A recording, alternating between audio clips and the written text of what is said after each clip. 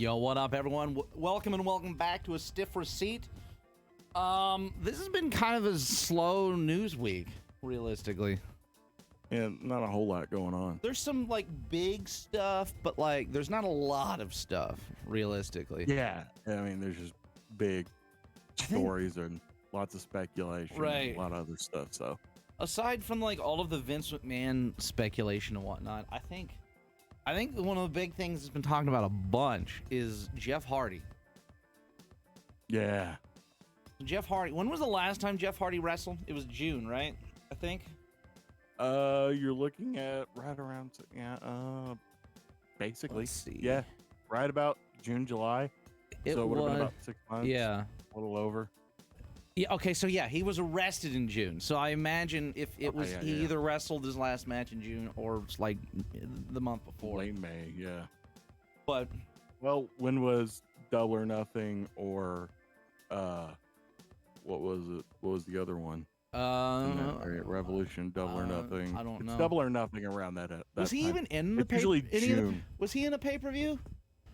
Did he make No, it that I think long? that's why he didn't make it. Yeah, I was they going were to say planning I don't think he was there long enough to even make it to the pay-per-view Let's before just that go ahead and happened. talk about that because the whole point of the pay-per-view was they were supposed to take the fucking tag belts off the Young Bucks. And then we had all of this weird tag team. I still don't think the tag team titles have recovered from that. Like they've just been going all over the place. Because it was going in an obvious direction that everyone's like, yes, put it on the Hardys. Right. Yes. It's like, and it's one of those things now, like we were talking about with CM Punk, right? CM Punk comes back. What are they gonna do? They put the world title on. Who gives a shit? It's gonna be the same thing with Hardys at this point. That moment is dead.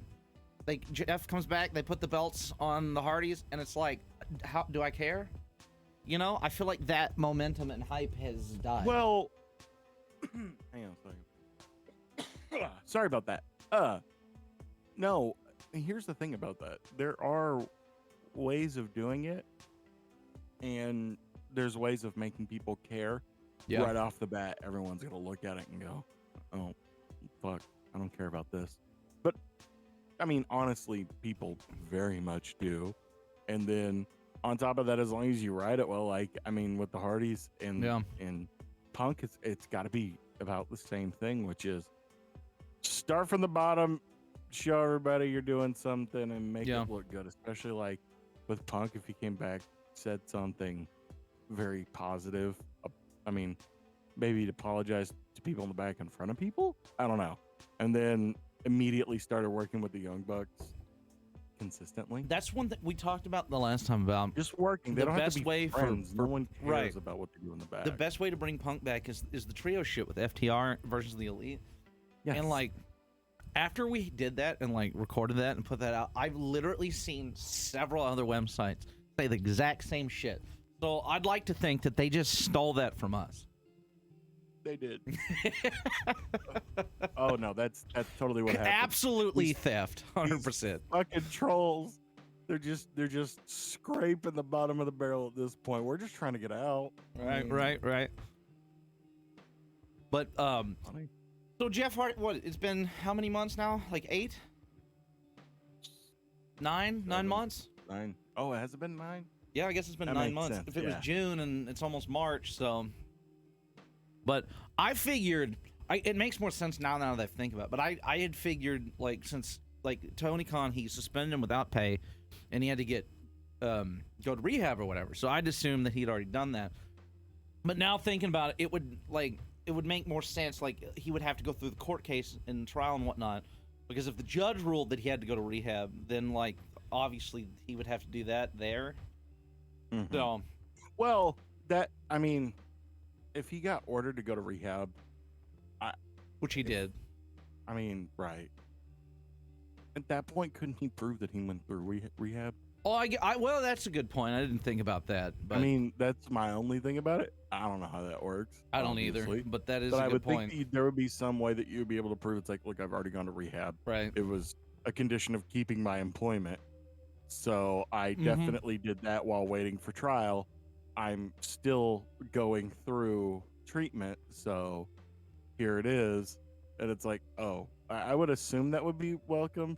But waiting at this point to actually go, I don't know how good that is. That's weird though. Yeah. That's very, very weird. But you know, those two are gonna be stuck in the same fucking car with Matt driving for the rest of their lives. Yeah. I was trying to. I don't. When was the? It's When gonna was the be damn- Matt and it's gonna be Matt and his wife in the front seat and Jeff sitting in the back in the middle. Matt, Hey guys, Matt where and we his going? 4 like infant toddler children. Yeah, just all in the back. He's gonna be sitting in the middle in the back with the kids. Hey Matt, where we going? Just sit back and shut up, Jeff. Fucking Christ. Damn it! I was trying to find the. They don't have alcohol at this place. No, I know. I can't go have a good time anymore. Thanks for reminding me. I don't know. Is it 10 years? Yeah. So Jeff Hardy,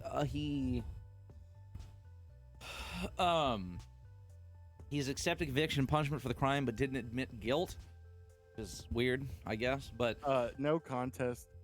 It's when it's a way of not actually being found guilty of something, but just being like, but admitting listen, I'll that you take did it. I'm done. It's kind of like when I was 18 or 19, I got hit by a drunk driver, but they cited me during the accident because Yeah. I drove over the center line, and when the truck like stopped, I was over the center line. I was like, how did I get ticketed for hitting a drunk guy? So their whole thing was like, listen, just do like 1 day of like defensive driving and just plead guilty or no contest. And I was like, Yeah. no contest, I don't care, whatever. And they're like, okay, have a nice day, bye. I was like, oh, okay.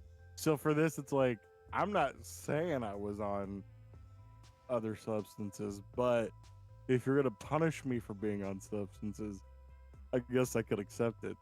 It's like a guilty plea without saying guilty. It's Right. stupid. It's weird. But he was he was in 38. He was 38 days in jail. And Yeah. but this was like before everything, so he was given a 38-day credit for that for time served. But his Yeah. license is suspended for 10 years. Like, that is an incredible length of time. Listen, I'm just talking statistically based on the demographic of human being. I don't know if we're gonna have Jeff for 10 more years. Probably not. With the rate he goes with things, and I don't want to say that because I hope that that's not true. Right. One of those things I hope I'm wrong about. Everybody should know that, but it's definitely one of those things. Like, I don't know, man. That's a long time to keep a dude without a car. Yeah. That's a, And especially a guy his age. It's like, right. and who has to travel. He's just with his Exactly. like, just stuck with his fucking Well, I mean, brother again. I guess at this point, Which it's like realistically, in today's they live society, next to each other, don't they? Or some shit like that. they might.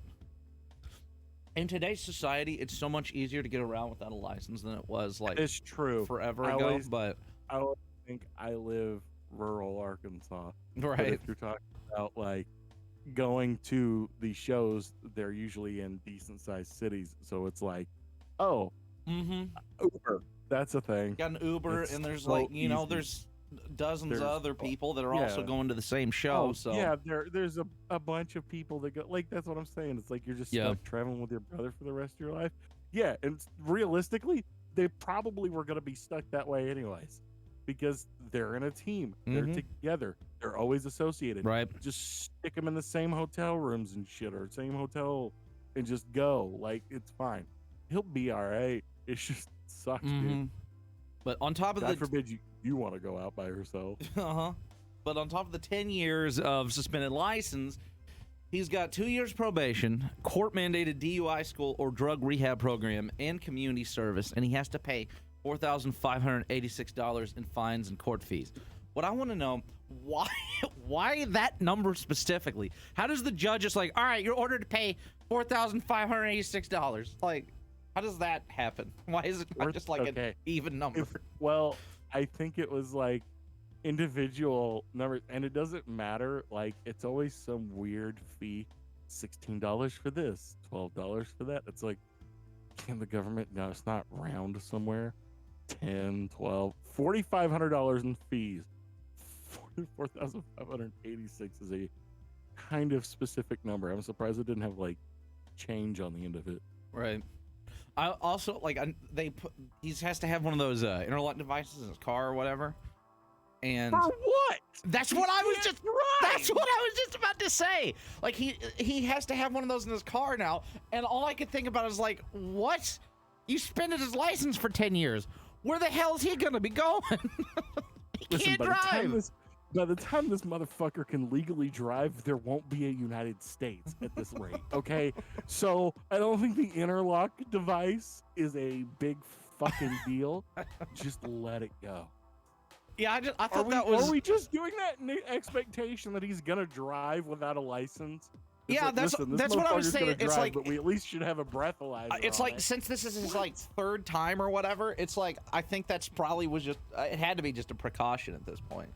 It's because like they know damn well that his ass is probably gonna drive regardless. Listen, I hate those things anyways, because with like a decent like personal fan, you can literally blow into it like you're supposed to. Yeah. Like you can get like these are things you can gain. So you're sticking something on something that nobody's supposed to have. Like it's somebody that's not supposed to have access to a vehicle or be able to drive one legally. So you're gonna put it on there anyways. So if he drives, he has to be sober. But you can already game the system, so they're just gonna drive drunk anyways. Yeah. What's the fucking point of this? At that point, I mean, just pay $4,500 and go to these classes, and that's it. That's whatever. It doesn't matter. Now we're getting into legal things. This is wrestling. Oh God, that's a whole thing. One funny thing to note that I saw on TikTok the other day, there was a guy who had to have one of those in his car, and it was just a TikTok it was like 3 minutes long of him complaining about how annoying the device is and how he can't get it to work right and whatnot all of the time. And I'm sitting here like, well, maybe don't fucking drive drunk, you idiot. Like, you can't sit there and complain about a device in your car when you're the one who got it put there to begin with because you're an idiot. Damn to hell the consequences of my actions. What kind of idiot thinks they can just go on and make a video about something like that? Like, you did it. This is your fault for being a moron. Like, so I drove drunk. You're not allowed to complain. These fucking cops pulled me over while I was driving drunk through a school zone. And now that I got a ticket for it and arrested, this fucking system put this damn thing on there that's really inconvenient, and I can't get it to work all the time. Right. Because oh shit, because of my poor life choices. Like, the consequences of my own poor decisions have come to pay respect, and I don't like it. Bitch. Whatever. Stupid fucking shit. I hate that. But the most annoying shit in the world. The last thing on the Jeff Hardy stuff, Matt Hardy did make a tweet saying it's like, Jeff's doing well. This is the greatest I think I've ever seen him. Yep. He's doing great and all this. And I'm like, that's great to hear that. But at the same time, Matt Hardy's starting to sound like a broken record, dude. This is literally what I was about to say. Right. Because it's the same thing every time. When Jeff joined AEW after WWE right. It's him. The same damn thing he says every time. But, you know, I hope for the best in the situation, but shit. Yeah, it's literally like talking about CM Punk. It's the same fucking situation every time. Oh, everybody in the back's trying to screw me. Are they? Or are you just an asshole?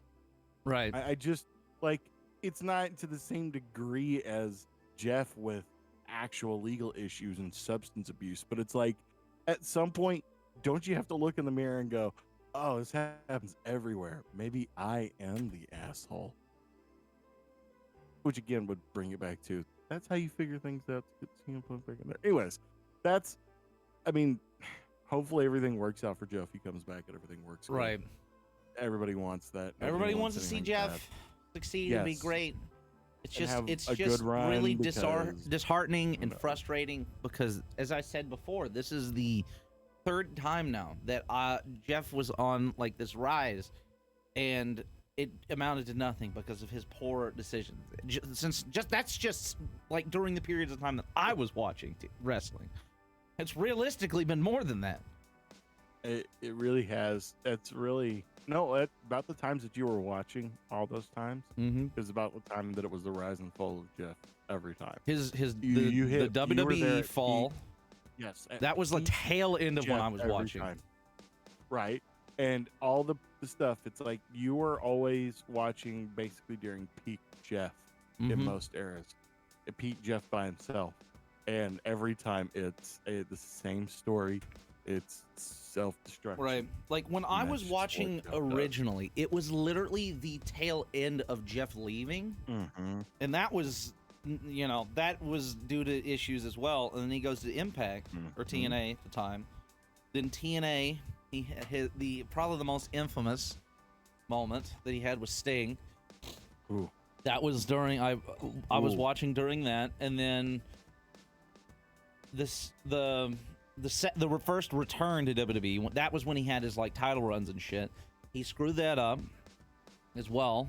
He did win the title multiple times, but it did eventually, they were fairly short runs and they ended because of issues once again. And now here we are with AEW doing the same shit. I mean, the only thing that you really missed as far as peak Jeff's moments were some of the stuff with Jeff and Matt, especially like the broken Hardy thing. Yeah, was really cool. That was really, really fucking cool. And that's mostly like out of Matt's brain as it is. But I mean, that was really cool. But again, that's with his brother keeping him in line exactly right next to him. Right. And that's kind of the times when you see the Hardys succeed is because Jeff or Matt is right there. Matt's had his own issues with his own stuff, but it seems like at this point, right, Matt, he's gotten everything good and he never figured everything out. He never went back like Jeff has. He was able to stay out of it. It's always seemed like every time that they're together, Matt keeps Jeff in line until he's off by himself, and then even if Matt comes back at that point, you can't save it because that's what happened before. And that's the only time that's been really good is the Matt Broken Hardy stuff, and it's been really easier. Like when they first showed up and all that stuff, and they were together, but every other time it's been just rough. But with Matt, obviously he's more like, I'm sure he's frustrated, but he's not really he's not really vocal about it. He tries to remain positive about the situation, but someone who's not as understanding is his wife, because she does a lot of TikTok stuff, and you can only imagine the amount of fucking comments that she sees on a regular basis about, dude, my favorite is like all the people's like, it's like Matt and Lita was better. I'm like, who, like, what the fuck? Like, who says that? Who would say that? Like, that's so insane to me. So she's always making videos about that. But the other one is just like, it's like, oh, you guys should have been there for Jeff, or this wouldn't have happened. And it's like, bro, like, we ain't Jeff's babysitter. He's a grown ass man. Like that is always her thing.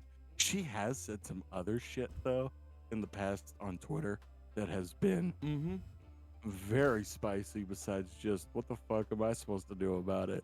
She's been very spicy towards Jeff and his girlfriend, wife, whatever she is, and it was that was a rough one to watch on Twitter, because they were going back and forth for an extended time. But I mean, she says shit like that all the time. It's true. What are you gonna do?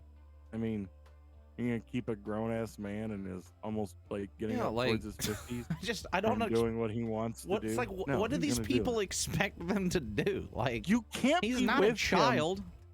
24/7.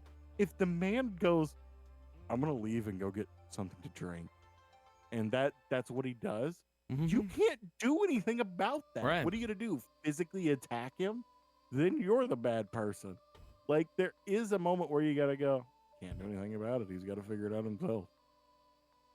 Which might be what my parents think about me. So, okay, that hurts now. Okay. Yeah. Sorry. No, it's sad.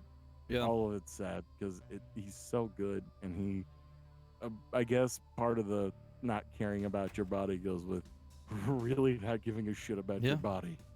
So, well, Well, to stick onto the AEW stuff, guess we're going in opposite order today. Whatever. But Andrade has been out for like injury. Remember, he was suspended and everything else and whatnot. Oh, that's right. He did get injured. Did he injure himself in a fight for some reason? I think so. I don't know.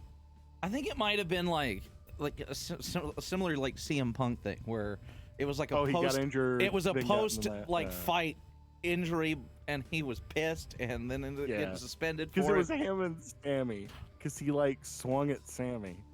Which is funny because the thing that Andrade has been injured with is a torn pec, which seems to be the theme of everybody's injuries. Realistically, no, hasn't like that Cody, Punk, Andrade, and Christian, weren't they all torn pecs?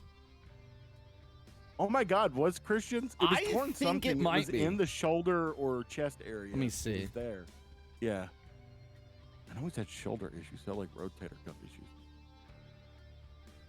The Christian Cage injury. It says an arm injury, so it may not have been. Okay, so it might have been like torn muscle. But either way, I mean, it still had the 9 months of no matches, just the same as the torn pec. Which, can I be honest, was kind of nice. Anyways, moving on. But yeah, he had surgery for it. Right. And where was the update on it? He had surgery on it, and I don't remember when that was. I think that was September. So if this is a 9-month situation, that'd be what? October, November, December, January, February, March, April, May, June. So he should be back sometime around June, I would imagine. Roughly, if it's 9 months. Well, I mean, if 9 months is like the max, June. Yeah, but he could, given other people's torn pec injuries and whatnot, it could be sooner. If he got caught and it wasn't terrible, it could be quicker. It just depends. Which, whatever. But it did. What I did read before, it said he had torn pec. He's recovering for surgery, and he should return in the spring, is what the report said. I just cannot find the report that I read that from. That sucks. Well, hopefully he gets everything figured out in the back. Right. Andrade is one of my favorite people to watch. Oh, God, he's so good. Him and Pac, dude, those matches that him and Pac had were some of the best matches I've ever seen. He's an odd guy. I'm going to be honest, but just because, I mean, he's from Mexico, so he's different. It could be a little bit of that, but he's always kind of off-putting to me every time I've ever seen him. I don't know why. Like, when he was in WWE, he was doing such cool shit with Rey Mysterio. Yeah. And then he went to AEW and got to work with Pac again, and him and Pac have stupid good matches. And then him and Roosh versus the Lucha Brothers are always stupid good matches. But again, I'm partial to Lucha Libre stuff. Yeah. But it's like he's really good. And now they have Preston Vance in that too now. Yes. Since he's out. So that'll be cool. Yep. I like Preston Vance in that. That's fun. But yeah, I hope he comes back, and I hope everything's like cooler, because it sounded like he wasn't happy for a while. Yeah, I don't know. So I feel like hopefully his stuff cools was off, a or little bit hopefully gets more used like better. behind the scenes. I don't feel like a lot of people didn't know as much about what was going on, just other than the fact that he was not happy. Well, he was swinging at Sammy. Didn't like Sammy. Well, I mean, who likes Sammy realistically? Yeah, I mean, and as soon as everybody heard that, like, that Hunter was taking over, they're like, oh, there goes Andrade, because Andrade was a Hunter guy. And I mean, it would just be easier for Andrade to go back, because he can go back with and have Zelina Vega with him and do stuff with Legado del Fantasma, and also his wife is there. Yeah. So that would be easier for him. It's kind of like Well, no, what's his name? Miro. I was trying to remember his name Mhm. again. Miro is kind of in the same thing where it's like, is he going to go back? Why would he go back? For him, he doesn't really have as much of an attachment because I don't think his wife is in WWE anymore. Yeah. Well, speaking of people like But Miro and all them, freaking Lance Archer, who's been very unhappy and very vocal about it, finally had a match on Rampage. I'm gonna be yeah, real. I didn't actually watch it though. I need to. I did not watch I Rampage. remember. I need to watch it, but Pretty sure I'm it was glad. a squash. Let's see. So Oh yeah, it was. Wow, that's kind of sad. It was a 2-minute squash match against somebody named Bryce Saturn. Oh boy. who the fuck is Bryce? I don't know. Saturn? Maybe they're doing this as like they're doing like the They're Wardlow building shit, him up. You right? gotta They're remember, building him up everybody's so that gotta he can remember- he can feud with whoever's got the TNT title after Revolution. Yeah, because you gotta. That's how, or at least that's how I would book it. No, that's exactly what they're doing. You just got to remind everybody that Lance Archer is the Murder Hawk. He's a big Right. dude. He's very athletic, can do some really cool shit, and you got to show everybody that he's just big, strong, and kind of crazy. So Yeah. cool. Give him a squash match for Bryce Saturn. Hey, you got on Whee! TV, Bryce. Good for you. I mean, shit. I don't. If I was on TV, a 2-minute match against Bryce I'd be- or Lance Archer, I'd be pretty excited. I'd be the happiest fucking dude in the world. Dude, I got squashed by Lance Archer. It's the fucking best. It means you got to get on TV. Yeah. That's big. It's big. Remember that. Wow, I sound like Kevin Nash in the 90s. But Moving on. so another thing, AEW related, obviously this year is gonna be a big year for either free agency or contract re-signings. Oh, The Bucks, yes. the Bucks and Omega contract were supposed to expire at the same time, but Kenny Omega's contract was extended because of his time out with injury. So that's going to be an interesting thing to see. What if the Bucks do go like by some crazy thing, they end up leaving and going somewhere else, and then Kenny Omega is just stuck there by himself? Not that he would still do fine, but I think it would be kind of weird. I think you would see the opposite of that because I think the Bucks are set where they're at. No, I think And they I are think that too. they're I'm just happy. saying, like, if I'm something saying weird happened. What the reason that they extended Kenny's contract like that is because it gives them more time for negotiation. So Right. what is probably more apt to happen is They extend theirs to match his. Kenny fucks off to somewhere else and goes to WWE, which actually, I know there's a lot of people that would be like, can you really put Kenny Omega in WWE? I don't see why Yeah, not. he'll be fine. He'll be fine. He's basically a he's- cartoon character. Like, He's a goofy fucking anime character. right? He's it's like a character, like a comic relief bad guy from a JRPG. Yeah. That's what he is. And he'll be fine in WWE. It'll Mhm. work. There's fantastic people there to work with. Whatever you think about or WWE, there's good wrestlers. He'll be all right. Yeah. But I don't really see that being the thing because I kind of think Kenny likes what he's doing here, where it's like I can do anything, Mm-hmm. like literally anything, and I can Right. get away with it. But I don't know. I don't want him to go. I kind of like watching him at AEW because I really like AEW, despite them taking a little bit of dip recently Yeah. as far as how great things I are. was a little concerned after, because that last week's Dynamite is probably easily one of the worst episodes of Dynamite I think I've seen. But this week's was they really turned it around. So now I'm not as concerned. I was like, oh no, I hope we're not on some kind of streak here. But no, this week's Dynamite was just fun. Yeah, this week's Dynamite was really good. I mean, you had really good matches. That But, the yeah, it's promo with freaking MJF and Bryan Danielson MJF. was wild. Another wild MJF. promo. He keeps continuing to kill it. Just doing the most with like trying to swerve people with the gimmick and then saying some shit that you're like, is that true? Because it sounds like it could be true. Like even more than Yeah. like the No, whole I switch seats because I'm a bad guy thing, which that was the thing. that was We had hilarious, that but, big like, this one promo. was like Real, right? really The harsh. other one, they had, like, he sold it as if it was this real thing, and everybody thought it was real. People were calling the police station and shit. No, a very specific segment of worry bodies and fucking Karens thought that was real. Right. Most people went, it's like Snidely Whiplash shit, which it is, and it's fantastic. It's some like real fucking heel shit where you're like, I switched seats with my girlfriend Right. so I didn't get in trouble. That's hilarious.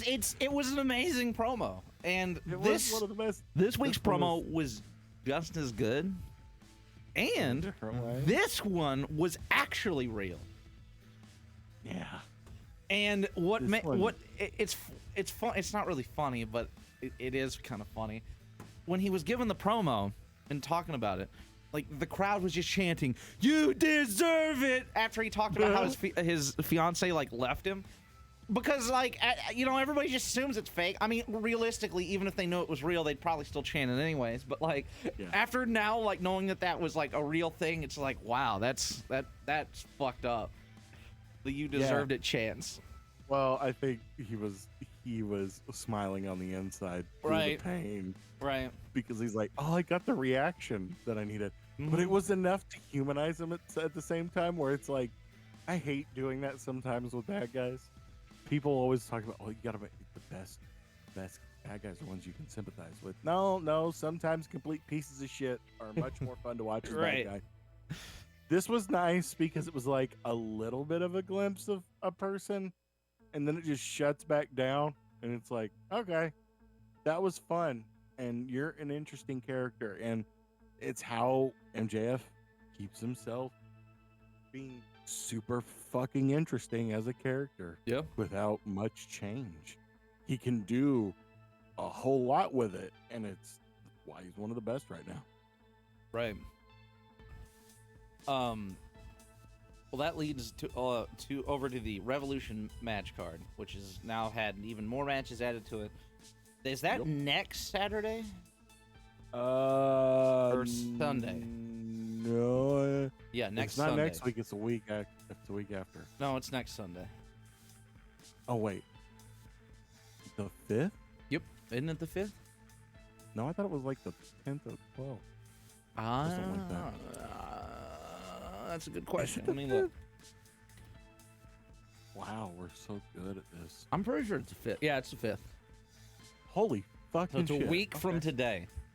Jesus. You know, in June, we're going to have like Double or Nothing and King of the Ring at the same time, right?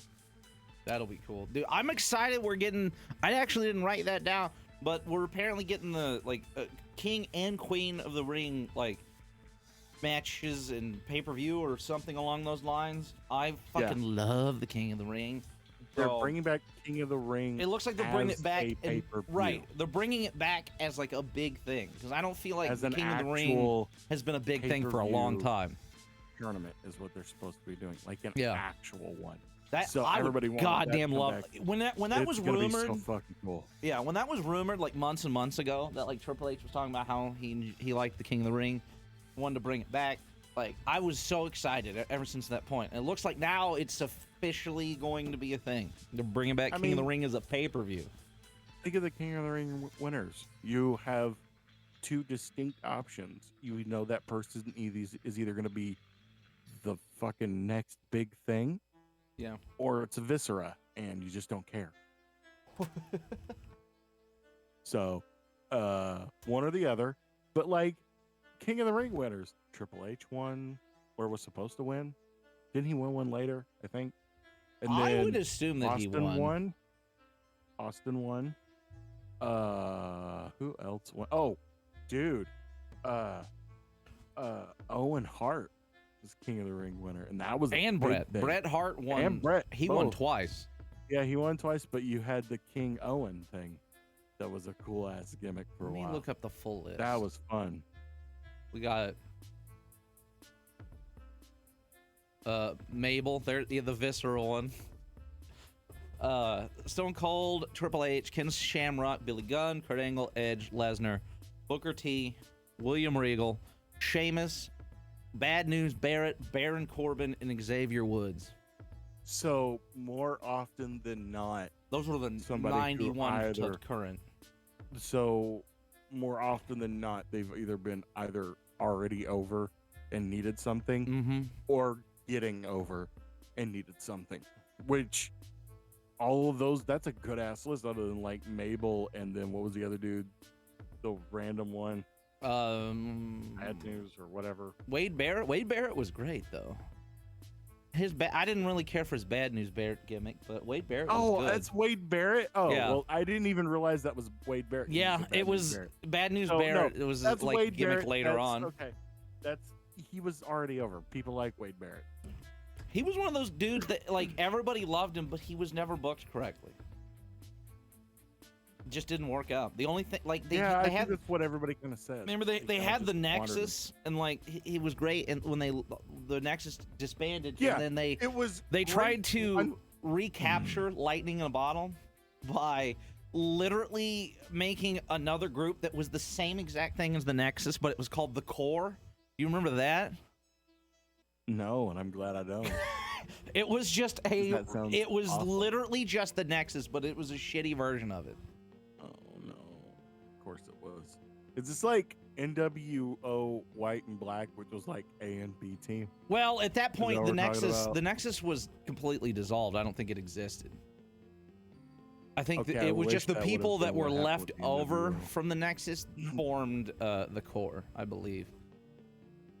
I love that the I end could be wrong result about of that, is that fucking you find out that John, I can scream to the rafters to let everybody know what move we're doing next. Cena decided that it would be really bad for the Nexus to beat him. And convinced everybody of that, and he went over 7 dudes or whatever. Yeah. So yeah, that was a whole thing. The Nexus was like That a kinda really screwed good. Wade too. It was really great, but it was just so short-lived, and it just ended up being bad by the end. And then, as I said, like they reformed. I don't know like I don't remember who all was like left over that went into the Core. I think it was Wade Barrett, David Otunga, maybe Justin Gabriel. If you remember them two. No, this is actually around the time I wasn't doing this, but I know who Otunga is. Yeah, I'm trying. He's the butt of every other fucking joke. I'm trying to remember. Oh, wait, here we go. Here's the.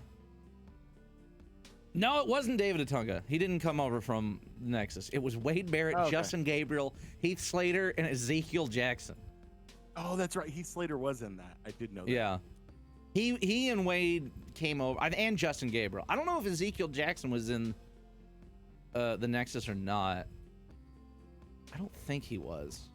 Fucking Heath Slater. Got kids, man. But it was like, yeah, they just did that. It's funny, kind of now. Like thinking about it, it reminds me of like how the Bullet Club was, where they got like they obtain like a new leader. That's how the Nexus was. Yeah, but let me just give you a counterpoint to that, because it's nothing like the Bullet Club. Well, the idea of it was the Bullet Club always had good leaders. Sorry, I couldn't it's all I gotta say. It's like, well, you went from Prince Devitt, Finn, to AJ Styles, to Kenny Omega, to Jay White, and then whoever beat Jay White, I can't remember who it was. Yeah. But those have been the leaders. So I think they've got a better track record. But no, fuck. Well, I mean, the hilarious. entirety Or of the Nexus. Nexus's existence was, I'm pretty sure, less than a year. That is. If it wasn't you're less right, than a it year, is. it was probably like right at a year, if I had to guess.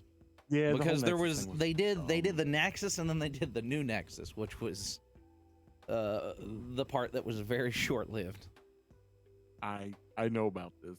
I just never watched it, but it's hilarious. But Revolution match card. That's where we were at. I couldn't remember. That one. But Fuck it. we've still obviously we got the World Heavyweight Championship match, the Iron Man match, which is going to be really interesting. I don't think we've ever seen MJF like do something like this before. With someone who's such a good wrestler. Not that MJ is not a good wrestler, but it's also Bryan Danielson. So I hate that people say that about MJF. I hate that. He's been in like every match. Like he's not in a lot of matches, but it's part of his gimmick. But every match that he is in is a fucking banger. He's obviously good because he does good shit in the match, but they're like, you Right. don't wrestle very often. Why would that character wrestle at any point? Right. When all he can do is fuck with you. Well, that's what like we For the talked whole about that time. last time, where like it's just like he never wrestles in these matches. Like, bro, like, the first night that he had the title, he literally did a promo on how he was never gonna wrestle.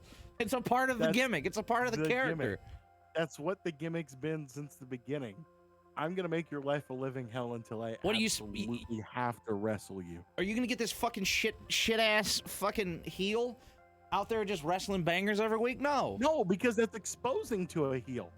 That is exposing him. Mhm. That's not good.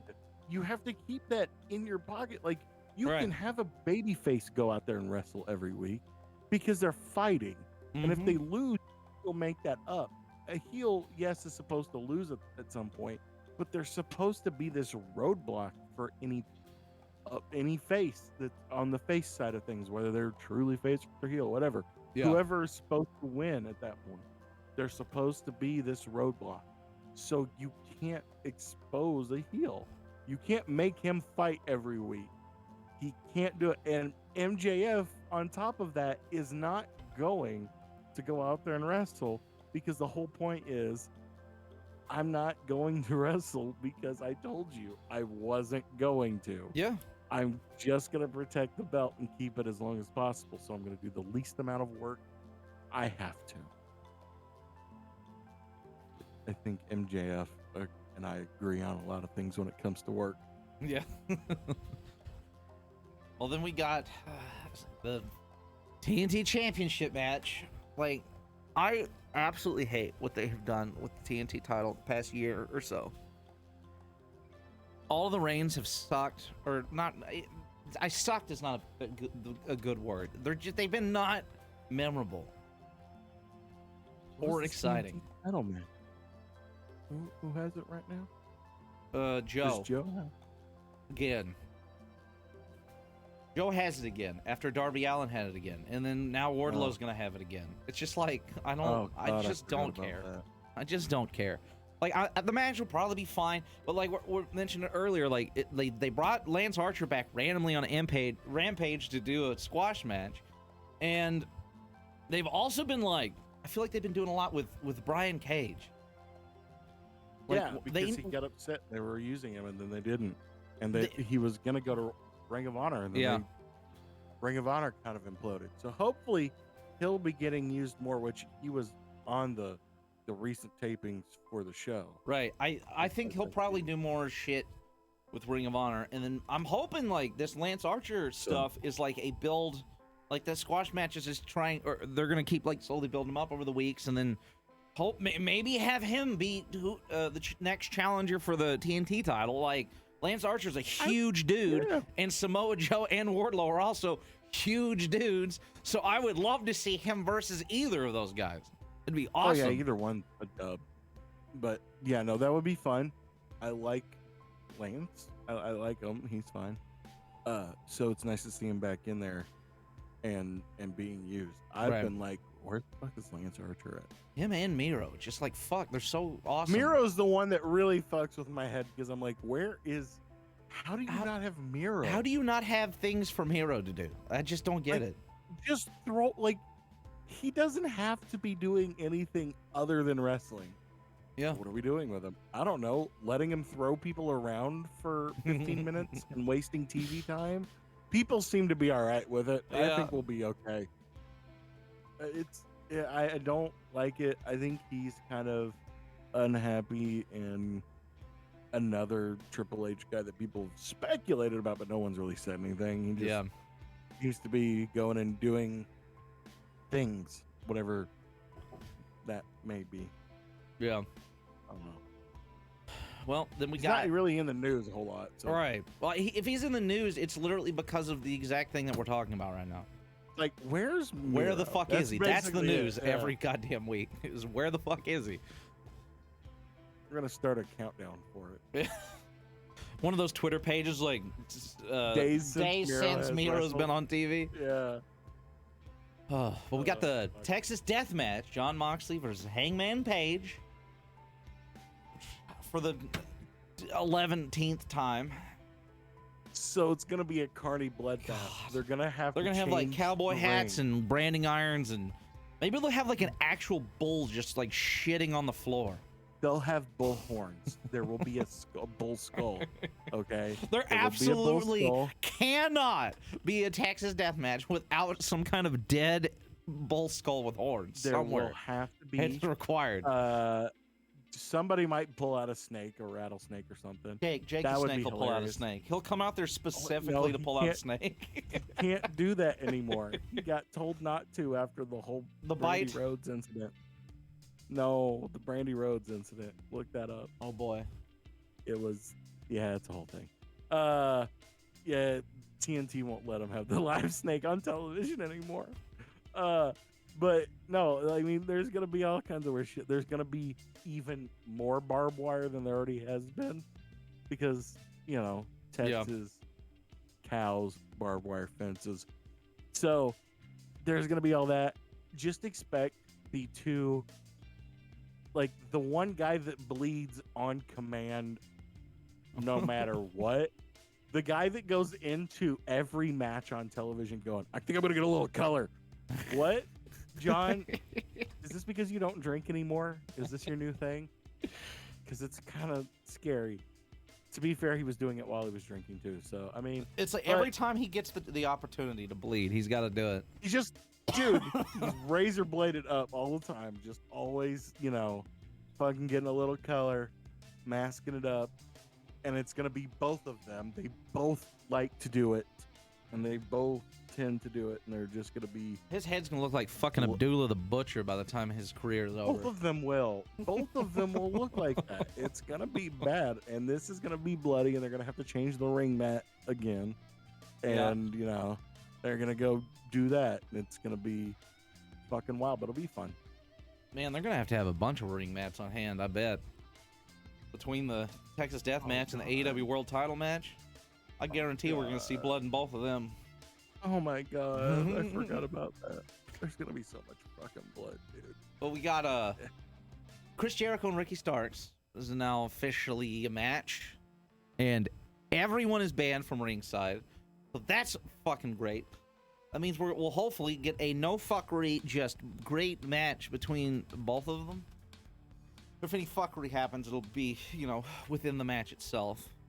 Did you see the promo for it? I did not actually. I did. Oh my god! Dude, I saw some of the promo. I saw the pen part when he was doing the list, and the crowd. He had the pen held up, and the crowd just like waiting for him to do it. And they clicked it like really aggressively. That was great. Fucking love that. Dude, the pen was hilarious. But the whole thing was, I got this contract, and I need somebody to come out here and claim it, because I originally wanted it to be Chris Jericho, but he said he's not going to fight me, so anybody can be called out. Right. And then Chris Jericho just comes out there immediately and goes, so you think that you can just goat me out here to do this? Are you some kind of idiot? And he's like, no, man, I just don't think you're going to do it. You can give somebody else a chance. And Peter Avalon comes out, and then Chris Jericho stops him and just destroys him on the ramp, and then goes in the ring and goes, you think you're trying to pull one over on me? You think you're trying to get away with this, don't you? You're scared. And he goes, no, man, I don't know what you're talking about. I'm going to be, he goes, I just don't think you're going to do it by yourself. I'm not going to have you and the whole JAS out here at ringside dealing with that. And I'm tired of dealing with you. So anybody else can have this. And he goes, fine. I would sign this contract and write in that nobody from the JAS is allowed at ringside. I would do that, but I don't have a pen. And he goes, well, I do. And hands it to him, and that's what he does, the click, and just signs it, and then hands it and shoves it in his face, and then goes walking off, and it plays his music like he won the exchange. Yeah. But fucking just deadpan staring and winking at the camera is fucking, what's his name? Is Ricky. Yeah. He's just staring at the camera going, that worked really well. That was so easy. Damn, I need to go and watch that. It's like I watched it live, so but funny I was streaming because- at the time, so I wasn't like fully focused on Dynamite. But dude, I'm telling you, go back and watch it. Yeah, I'm because gonna have to me watch that. Explaining it's kind of chuckle worthy a little bit because of the premise, but it's like hearing it delivered by Ricky Starks and the fantastic Chris Jericho is the best because Chris just gets completely into it, and it's like, you fucking moron. You're an idiot. It's hilarious, and that is exactly what I need from a wrestling heel, to be an absolute moron. That's great. But so far, like the match card is looking mostly good. So the TNT Championship match, I'm not like super excited about, but you know, whatever. TNT Championship match. You know what? The TV belts like that are annoying. Both of them. I'm done with both of them. Yeah, they're booking them booking really for the poorly. TNT sucks. I mean, it's fine because those wrestlers are good and they give us good matches, but I don't care about it anyway. It's like, ooh, who's got it? They pass it back and forth. It's dumb. You know what I hate about the TBS Championship, though? She should have dropped that shit like a year ago. Yes. I'm tired of fucking I will Jade say one positive thing right now about her is that, well, okay, yeah, that's for sure as well. But like the thing now is like she's had it so long, she's had this great streak. They can get somebody to come in and be that person to finally end the streak and take that belt off of her. Like that'll be fucking great. It's somebody soon. I just don't know. Like that'll look, whoever they choose, that is going to look fucking fantastic for them. I mean, Red Velvet keep coming for it. She can keep doing that. Who's the other chick? Kira Hogan. You could bring her back. She was one of the baddies. Yeah. They can go after that. That would be fine. I like the idea of Nyla Rose taking it off because I think that was a good pairing, and they didn't even do that. Nyla Rose is weird and hilarious, and I mean that just completely as the personality is hilarious. And you ever seen her OnlyFans? No. It's free. I love watching. I love watching Nyla Rose on like everybody's various like YouTube shows because randomly. Nyla Rose is a big like toy nerd, just like Ethan Page and Danhausen and all of those guys. A big nerd is what she is. Just in general about shit. But she is a big toy nerd. But no, you need to go look at her OnlyFans. I'm telling you, make an account and join it right now. On this, to laugh at it. Go, because you know what? Fuck it, I'll tell you what it is. It's OnlyFans. It's literally a picture of the crowd at each show. That's amazing. That's fucking genius. She did it as an April Fool's joke, and she just kind of randomly kept up with it ever since. I was like, there's no way that this is real. It's free. There's no way. That's amazing. And I click on it, and I'm like, I didn't expect that, but that's exactly also what I expect, and this is perfect. She's fantastic, dude. She has been annoying for me, though, because Nyla Rose kind of has been involved in some incidences where people have gotten hurt or potentially gotten hurt. Yeah. I don't know, man. Sometimes she's it seems like she's a little sloppy or doing a little too much. She's trying, but it's just like, that's my one gripe with her because I listen to her do promos and she's hilarious.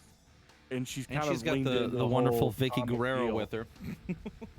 She's a lovely woman. Excuse me. When you hear her fucking I agree. Like her talk on Twitter and interviews and whatnot, she seems like a nice lady. Dude, hearing her on television makes me want to fucking run my head into a wall. I am just, excuse me. Oh God.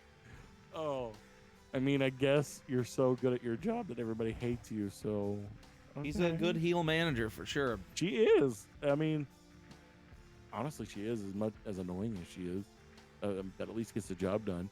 But I like that they've gone full into, instead of Nyla just being this big cult like beast because bigger than everybody, she's just a big comic gimmick, which is fun. She's just running around causing trouble. Like, that's kind of fun. That's been cool. Yeah. So I mean, that would be cool to put the TNT title. I would love to see, like, I think that is a believable, like, match to have happen. But as I said, we already ran this match and it didn't happen. So it's like, who do you choose now? There was fuckery in that one though, wasn't it? Because what we've done at this point is we slowly whittled down who's standing next to Jade. Because part of the thing is Jade will either squash somebody or somebody will have to be involved, right? Yeah. That's kind of the gimmick. Well, now we're whittling down to one chick on the baddies, and I'm pretty sure she's about to bounce as well. Yeah. So you're looking at her being by herself, being on top of everything, where she is, or top of the mid card anyways. And then you got to have somebody come to get her. So whoever comes to get her actually has to put her through her, like make her put in work, and it's like, gonna be a good way to do that. I think the so best. I guess I don't hate the booking now. It's just it's annoying. Get there. I think it should have ended by now. Is my thing. Like we're at 53 matches. matches should have already done this. Like we should have already done this. I don't hate what the story is supposed to be. I do think it's been drawn out for a little bit longer than it's supposed to, but I do also think like there's been some like injuries to some people and some weird shifting of people when it comes to who's been there. Do you know, I mean, if they're not going to use her just on ROH and she's going to be on AEW as well, why not put it on Athena? Okay, see, I was about to say. So we had I think the two best options were Athena and Nyla Rose. We ran both those matches and he beat both of them. But the Athena match was actually fucking awful. I hated that match. The match was not great, and Athena didn't even fucking win. It was just, God damn, that irritated the hell out of me. I had another thought just now. What if we've got an injury right now that should be coming back from injury, I would say sometime soon. And that is Chris Statlander. Ooh. What if when she gets back from injury, she's the one to do it? Because she was another one that was a little unhappy with how she was being booked there, like leading up to her injury. I think she's had it for a minute before, and she needs something because I love Chris Statlander. She's so good, and she's fun, like goofy. I kind of think I'm an alien. I'm really weird. And now she's just like, I'm a really weird badass is all she is. Okay, I've looked up. That's her new gimmick. He had a torn ACL. He had surgery in September. So she said she'd be out like 6 or so months. So that literally means she could come back at any time here in the next like couple months. So you're looking at either she's not going to be at Revolution. No, I don't think she'll be at Revolution. Double or nothing. Yeah. So that would be a good way to get the belt off Cargill. You know what? I want Chris. I like Chris. I always forget she's been gone for so long, kind of booked background, and I was frustrated with her booking for her. Yeah. I like her to be there because I don't know, some of the other options are somebody like Sheeta. Yeah. You could have like a big underdog win and bring back and let the first AEW Women's Champion win. Rio. The TNT belt. Let Rio win. Rio is also due back anytime. She just came back recently. Okay, I couldn't remember She's been doing some dark matches, I think. I couldn't remember if she had actually come back yet or not, but I think she just made her full comeback for everything because she was on a couple dark things Yeah. that I saw. So that would be, I mean, she would be a good person to put it on.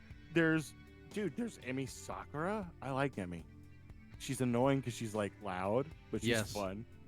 I like her. I mean, there's a whole bunch of people to put it on instead. It's just I get that they're probably somebody I think better. the big problem for me is Statlander's probably there's the a lot best of for me. people that I'd like to see with the belt, but there's most of those people I don't think should be the one to end the streak. It's the same problem that we have with Roman Reigns in WWE right now. It's like we've got this streak and this reign, and like you can't just have any person end it. Everybody was talking about Sammy getting a belt and going to no, because then you just take it off of Sammy at the very next pay-per-view. It just He doesn't deserve that. Exactly. He may not even need the belt, and I don't think he does. I still think the best way to have gone about it was to split the damn belts back up again.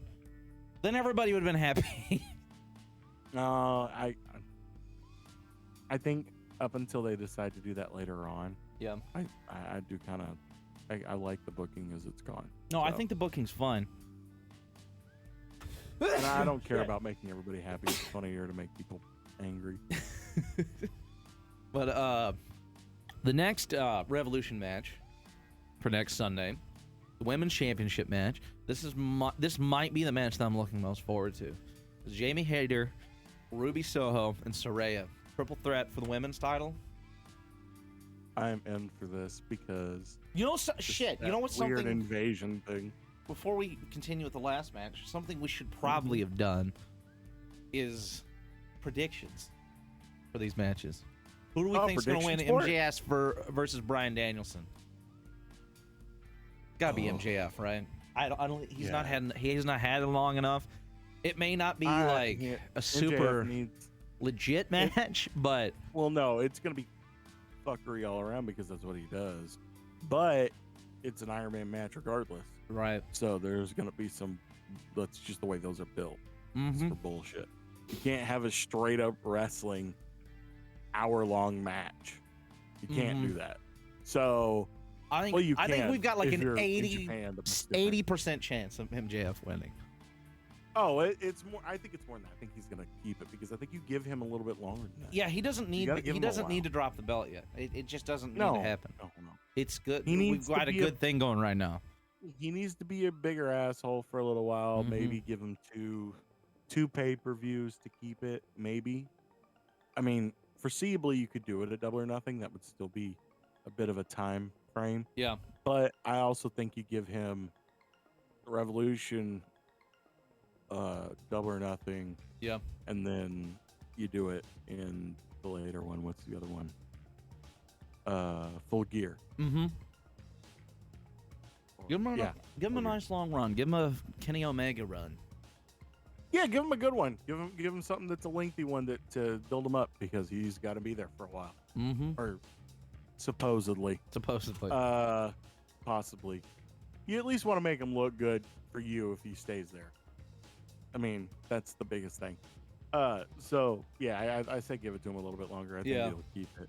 All right, the next one was the TNT Championship match.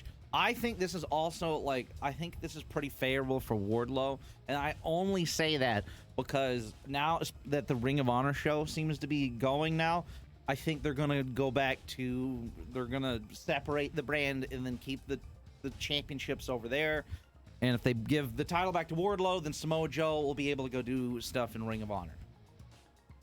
You literally took the words out of my mouth. That's exactly right. I think this one's probably I don't know, maybe like a 70% chance of Samoa Joe losing. I think maybe there's a little bit more of a chance that he'll retain than the World Heavyweight Championship match, but I think Wardlow will probably win just because Samoa Joe is also the Ring of Honor champ, and that'll give him the free time to spend more time in Ring of Honor doing the shows for that. Oh yeah, I totally agree with you. That's exactly what I was thinking. I predict this match being slightly above average, maybe. I don't see this match being fantastic. I hope it is. But I don't know. I feel like the last time that this match happened, it also was not super fantastic. So it's hard for me to be excited about it. I think at the very least it'll be what's the word I'm looking for? Fine. It'll be fine. It'll be fine. Fine It'll is be fine. fine is an appropriate word. It'll be fine. It'll be all right. I think I'm with you on Wardlow taking it and splitting it up for the Ring of Honor shit. Yeah. Well, then we got the Texas Death Match. I think this one's going to be closer. Is percentage-wise. I think either one of them could win, but I think that Hangman is going to win. I think Hangman's going to win as well. I think he kind of needs to. I want to say for sure, but realistically, you can't say right. that. I think this one is closer to 50-50, but I still think there's more leaning on a little bit more leaning on 40. Yeah, towards, 60-40. That's about right. I'm going towards Hangman because you could just make him more of the sad moron that he is now. Mm-hmm. You know, the depressed millennial cowboy talking about how the medicine doesn't work anymore. Yeah, I still want to bang my head up against the wall every time I hear him say that. But that's beside the point. I used to like him so much, but he just sometimes he opens his mouth and he says things that piss off CM Punk, and it makes me love him more.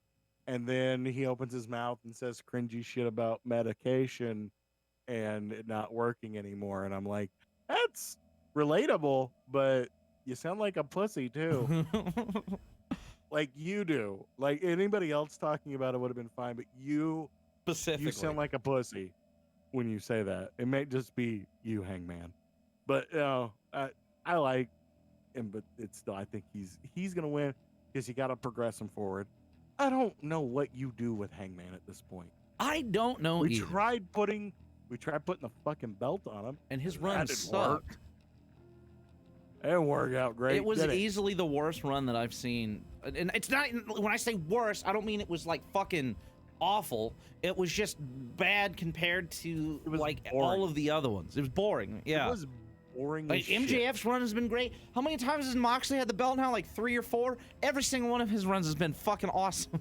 You know? Moxley was good. Kenny was fun, although Kenny I only caught the like tail end on, so I don't have like a full grasp, but like it seemed fine. He was fine. That one had the infamous not exploding ring. Yeah. So that in and of itself, it's worth that at least because we got that meme. But I mean, his was fine. It was all right. It wasn't like, I think, honest to God, I'm trying to think of who else has had it. Honest to God, I think Chris Jericho. Chris Jericho got it started. Jericho was fun. But yeah, he had a lot of really good matches. I was just saying, all of the thing that got me interested in AEW to begin with was all of the promos that Chris Jericho gave that went viral. Like all of the promos and then the fucking like t-shirts and whatnot. Like, I love that. A little bit of the bubbly. A little bit of the bubbly. Oh shit. He's the fucking. He has so many nicknames. That man has a talent of just honing in on something. You know what's annoying to me? It's like I can't tell if he's doing this legitimately because he like it's a legit thing, or he's like, oh, that's a great idea, even though it's like really stupid. But then on the other side, I'm like, is he just doing this for the memes? Like I can't tell with Chris Jericho. You can't tell if it's like a serious thing or a meme thing. No, it's got to be a bit of both. It's got to be he knows it's going to catch on. Yeah. And I'm sure that there's a little bit of stumbling ass backwards into it. Like, just all of a sudden being right there and going, oh shit, we're here. And this is funny and this is catching on. Like, who fucking comes up? Who gets over becoming a wizard? I don't fucking know, but it worked. It was amazing. It was hilarious. It was the best. Fucking shooting fireballs at people, like actual fireballs. It was the dumbest shit ever, but it was wonderful. Was so bad. It was hilarious. And just he's all the time doing shit like that. And it's just, the demo god. Yes. The wizard. Fucking the Ocho. The Ocho. The Ocho is my favorite. He said that the other day. You're gonna face the Ocho. And I'm like, Oh my God, that's right. That one's hilarious. Oh God. But speaking of Chris Jericho, and then we got the Ricky Starks Chris Jericho. I don't think Ricky Starks can lose this match. He needs to win. Like, if he doesn't win, then what was the point of the match? You know? Well, the whole point of this promo is rubbing Ricky Stark the right way and giving him the boost off exactly. So this match he has to win. Like, this is. Oh, I think if there's anything that is a certain 100% chance of winning, it would be that match. No, I do too. I think he's gonna win, and I think it's because in story he finally figured out how to outsmart Chris Jericho. Exactly. So it's either one of those situations where he would end up learning something if he was like a little newer, if this was a few more years ago. Yeah. But kind of Ricky Stark's been stuck with the fucking FTW belt. Mm-hmm. He's on an upward path, so it doesn't make any sense for him to lose the match. Because he's fun. He's awesome. Even as a baby face, he's fun. Yeah. He was fun as a shitty, annoying, narcissistic heel. He's fun as a baby face where he's just like, I know I'm good. He's the coolest guy in the room again. It's that kind of like the Finn Balor thing. He's got to be the coolest guy in the room. Yeah. It worked. And he's fun. I like it. He needs to win. There's no way that you let him lose this one so far into building up Ricky Stark. Right. So it's basically a guarantee. Oh, I'm kind of I'm there. All right, now back to the women's match. We got Jamie Hayter versus Ruby Soho and Saraya. Now, I just don't take the belt off Jamie Hayter is what I want to say. But I really hope they don't do this swerve and give Saraya the belt at the pay-per-view. I feel like that could happen, but I don't want it to. I think you make Ruby eat the pin from Jamie. That's the problem with this match, is like, this should be a good match, but there's no, I don't think there's any possible outcome where Ruby comes out looking good. She's not. She's going to be the fall person of the match. She is. And if she's not, then I imagine we'll get like a setup. But this is going to end with a singles Jamie Hayter versus Saraya is what this is going to stem from. Here's why we go along that path based on some old, rumors and shit. As soon as Saraya shows up and some other things are announced, which was they announced a little bit after Saraya showed back up at the beginning that they were going to have an event in England. Yeah, and more than likely it's going to be a pay-per-view, because why wouldn't you do it? Right. So what are we going to do? We're going to give Saraya the belt at home turf. That's what people have been talking about. It would make more sense that way. I think it would be a good one. I'm still not completely sold on Saraya in AEW right now, but give it some more time, I guess. Like her and Toni Storm doing the tag matches has been much better. I will agree. I think I've enjoyed that with her and Toni Storm, and then going around just being absolute cunts and like spray painting people. Just bitches. I have kind of enjoyed that. Yeah, it's been cool. So I do think that, unfortunately, my girl Ruby eats fucking pin. Yeah, I think if anything is certain with this match is that Ruby Soho will not be the one who wins in any Tony's capacity. Gonna get involved. If Saraya wins, it'll probably be because Tony got involved. No, Tony's gonna get involved and make Ruby look like she got screwed. Yeah, is what's gonna happen, because you want to keep Ruby looking good. But what it'll end up being is it'll end up being a three-way fight on the outside, because right now, Ruby kind of got herself in an alliance with like Willow Nightingale. Yeah, and is friendly with her, and saved her the other night. And then you have Britt Baker, Toni Storm, and that's gonna be a whole thing on the outside of them fucking with each other the whole time. So that's more. Everybody loves Jamie Hayter right now, and everybody loves Jamie Hayter as the champion. Just leave that belt on her. as soon as Jamie Hayter showed up, I was like, her. Give it to fucking her. Give it to her. Why is she not getting anything? And then she finally started getting the push, and I was like, Yeah. fuck yes. Jamie Hayter with the belt. And Mm-hmm. it's been fucking fantastic. I think overall, 75% Jamie Hayter, 25% Soraya, 0% Ruby Soho. Ruby's so fucking Poor awesome. Ruby Soho. Said it should Ruby be. is so There's no way great. she's winning that match, but it should at the very least be a really good match. That last women's title match was so fucking good. The last pay-per-view. Hopefully, you know what? As weird as it has been, and hopefully backstage stuff is cleared up, I do want Thunder Rosa back. I do want Thunder Rosa back, and you know Thunder Rosa has gotten a lot of shit over the past like year and whatnot for various things and whatnot. But I did read that you know she's been on. I think I read the same thing. Yeah, she's been on backstage doing some stuff, and I know she was doing the Spanish announce stuff. But they had a actual like sit down like meeting with Thunder Rosa and the women's roster. And she apologized to everybody. They all had a good talk. So I'm hoping this kind of like resets everything, and we can get Thunder Rosa back in doing non-shitty things and just putting on good matches because Thunder Rosa is the shit. She fucked Maria Shafir a little bit. Yeah. Because she was really fucking stiff in that one and did not sell and did not make her look good, cooperate. And that was not cool. And then she's been stiff with some other people. That's fucked up. I mean, yeah. I mean, she admitted to doing it, and she's apologized, and hopefully this has kind of cleared the air. And when she gets back from her injury, all will be good.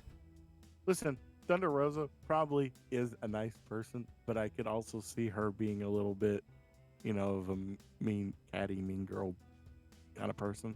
Yeah. She kind of strikes me as somebody who has that capacity in her. So I can see that happening and her being worried about being at the top and being paid good and looking good and being, you know, the champion. Yeah. And being pushed. So that makes people do kind of fucking weird things. Mm-hmm. But she's good. She's fun. Some of those promos, some of them are great. Some of them are not. Well, you know, I think a lot of Thunder Rosa's like promos W or an absolute L. I feel like not all of her promos suck. I think the problem was like when she was the champion. Every time there was a promo, it was like, oh, we're just gonna do this like shitty on the stage part, and then she's gonna get interrupted. That happened like literally every time, and it sucked. And that wasn't her fault. I almost think like that was supposed to be a gimmick and a bit, but it just didn't land. No, it just seemed like it was the way it was done was lazy. Her title run sucked so bad, and it was so unfortunate because the build-up for her winning the title was cool, incredible. But then the actual short-lived title run itself, before she got injured, was awful. Sucked. No, it was bad. The interruption every time sucked, and I hated it. Yeah, because it felt lazy. It wasn't like they were doing something fun every time and interrupting her, where she just keeps getting angrier and angrier every time. Like that, if it would have been played up better, it would have worked. But it didn't get played up. Like it just got like somebody kept coming out and interrupting her, and she would be like, "Oh, okay," and that would be it. Like there was no anger. There was nothing. It was just every time somebody would interrupt her, and it felt lazy as shit. Yeah. And even the way that she got the title was really annoying to me because that was weird. They didn't give it to her at the pay-per-view because they wanted to do it in San Antonio, which I get that part, I guess. But like, it was kind of like a situation with the Acclaimed and the tag belts. They put on this banger fucking match, and they didn't give them the tag belts, but then ran it back. We got a shittier match, and then they won. Like Thunder Rosa's match with Britt Baker, the cage match, it was a good match. But like, we had just had title match at the pay-per-view, and it was also really great, and it should have ended there. I think part of the issue is they're trying to make a moment out of certain things. Right. And they think putting it in a certain area is going to help like a hometown crowd, which, I mean, she got a huge pop, but it wasn't as good. Right. It would have been much bigger. And then think of her showing up the first night in San Antonio with the belt. That would have been as big a pop. Right. It would have been a thing. I think it would have worked better that way. It is that they're not striking right when it's hot. They're letting it dull a little bit. Mm-hmm. While we're still happy with the results, it's not as good. It's not. And we have a reoccurring problem with that. So. Yes, absolutely. But we have one more match. I'm sure we'll probably... I would imagine we'll have another match or two announced next week. But as far as like announced matches, the last one, the Trios title match, the Elite versus House of Black. I honestly don't know with this one because I don't feel like the Elite has had the titles long enough. But I also don't feel like their run with the titles have been that exciting or memorable. I don't think we've had enough time to remember it, but I also think it's one of those things where past situations are a little tainting of the problem. And whether you were on their side or not, the whole situation leaves you with a sour taste in your mouth. Yeah. And even if you didn't, especially if you didn't pick a side and you were just like watching the whole thing going, this is really fucking stupid, really kind of ruins everything for you. So yeah, it's not been fun. Not as fun as it should be. No, and they've like the matches take have been it off of them. The matches have been super fucking weird as well. Like the fucking basketball. The basketball match was strange, and it's just weird. I don't know. Nothing that they have done since winning those titles has hit right, except their fucking entrance. Their entrance is fucking amazing. No, that's a W. They can continue to wrestle every week together, but I don't think it's that big a deal. The House of Black. I don't want a House of Black. The House of Black winning the belts would be so fucking awesome. I'm so torn on this match because I honestly don't know. I feel like if any match could go either way, it's this one. Do they give it to the House of Black? Because it's like they could keep the Elite with the belts because their run has been short-lived and it's not hit yet. Like it's, I think they've wanted it to. Or you go ahead and make the swerve and just give it to the House of Black because I think that's what everybody wants to see right now. And the House of Black need something. Like I feel like they had a good start doing things, and then it's kind of deteriorating. Right. They had this great build-up over time when they kept in the story of the House of Black was fucking awesome, and they kept bringing in new people, and then after that happened, it literally just died. You know? And that's another person who's expressed frustration with exactly is Malachi Black, and I don't blame him. So if we can get the belts on them, like I think that'll be a nice kick, like a nice jump start to bring them back up. Can you imagine them standing there together with belts on? And of course Julia with them on everything because she's fantastic at what she's doing. She didn't even do much, but it works. The whole vibe works. That's all that matters. Yeah, the Elite have not even. They've had the belts for a little over a month, so it's just like it's not been enough time. But like, it would work out better if they did take it off them. I mean, just let them be continual transition champs for everything, because that would get them a bunch of like, you could just continually put the championships on the Bucks in the tag team like scene. You can put the championship on them, let them transition after a few months, give it to somebody else, because that gives them a bunch of times that they got it, so they still look impressive in the history books and kayfabe. Yeah. So that's cool, and it gets them over as being a big part of the company in that. But it's also they're always picking it up and dropping it to somebody who needs it, from somebody who needs a refresh to somebody who needs it. Yeah. You can kind of do the same thing with the trios, with the Elite. You can have them pick them up, use them for a while, drop it to who needs it, pick it up again from somebody else later on. That whole thing back and forth. But I think the House of Black needs something. Yes. They need to look impressive.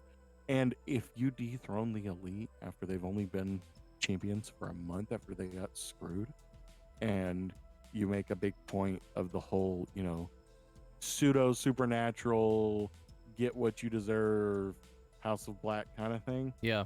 Play into that, and it worked. And it makes them look quote scarier, makes them look more impressive, and it gets them over, and they get something to do. And Yeah. I like the House of Black. More of them. Yeah, 100%. I guess really the only other AEW thing that I care to talk about. Well, I guess there's two things realistically. We got the fucking what they're doing with the tag titles at the pay-per-view. We got Jay Lethal and Jeff Jarrett won the thing.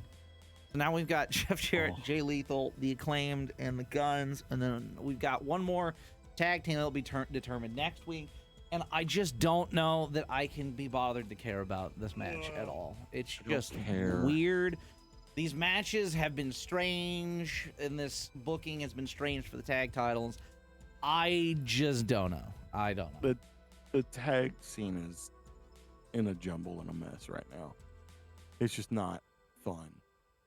What's annoying is like, I don't mind that the Guns are the champions, but like at the same time, I also didn't want, like, the Acclaimed still, like, I think they're still hot, and they need to still be in that like picture of that, but we don't need that match again already at the pay-per-view. So it's like their thought process is like, okay, we won't make it just a regular straight up 1v1 or 2v2 match. We'll add two other teams and we'll make it into this big thing instead. And it's just weird. I don't like it. I don't like it at all. Neither do I. And I don't know. I don't know. Like we obviously don't know who the fourth team is yet. So like prediction wise, who knows? But I imagine like the Guns will probably retain regardless. If the Guns don't retain, they'll give it to Jarrett and Lethal. Do we want that? No, I don't think we do. But I don't think we do. But I think there's potential for that happening. But if they take the belts off of the Guns at the pay-per-view, then like what the fuck was this even for? You know? Hey, Tony Khan, are you out there? Hey, buddy, can you listen to me for a second, TK? Can you settle the fuck down for a moment and figure out an actual plan for the tag team?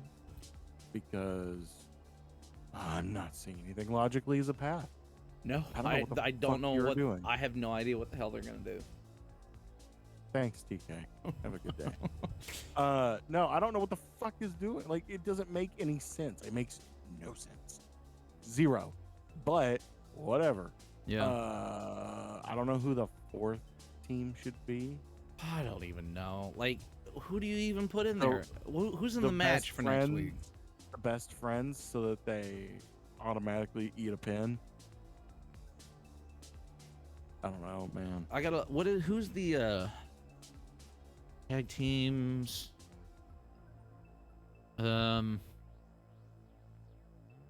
Roosh and Preston Vance, Top Flight, Best Friends, Aussie Open, Jeff Jarrett, or no, that was the other one, wasn't it? That was one that already happened. That was the last one. Well, fuck. Then who the hell's in the next one? I don't know, man. I feel like that was like all the tag teams. Are we just gonna run it back a second time? Basically. Oh my god. Freaking, I don't even know. I can't even find the match card. It's the Tag Team Casino Battle Royal. Yeah, but is it this one? I keep seeing all the ones from like past years. Maybe this is it. Yesterday. Okay, yeah. So it is 2.0 Best Friends, Butcher and the Blade, Blackpool Combat Club, Top Flight, the Lucha Brothers, and Roosh and Preston Vance, and then who is that? That is Aussie Open. So are they just putting the same teams? That's all of the tag teams. I know. That makes this make even less sense because we just had the match. Now they get a second chance to win. It's and fine. most of those It'll people be were already okay. in it, and now we're running it back a second time. Yeah, and I think that the people that should win, actually, I'm gonna throw a curveball at you, Butcher and Blade. I don't think that'll happen. Why not? I just don't see it. Dude, they're so over right now. I like them, but I don't. And they can eat the pin. My thing is, they need like realistically, I guarantee you they're going to want to have the Lucha Brothers at the pay-per-view because they're fucking like, who doesn't want to watch?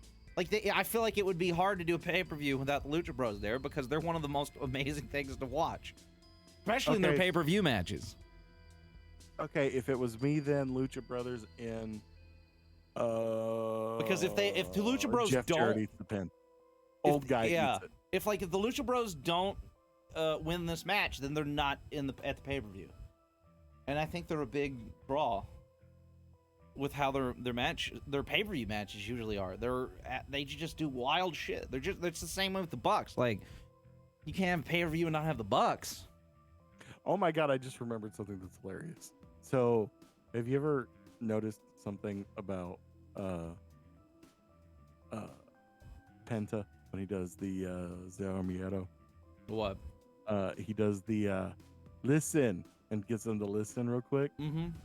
That part used to be longer. It used to be listen pendejo.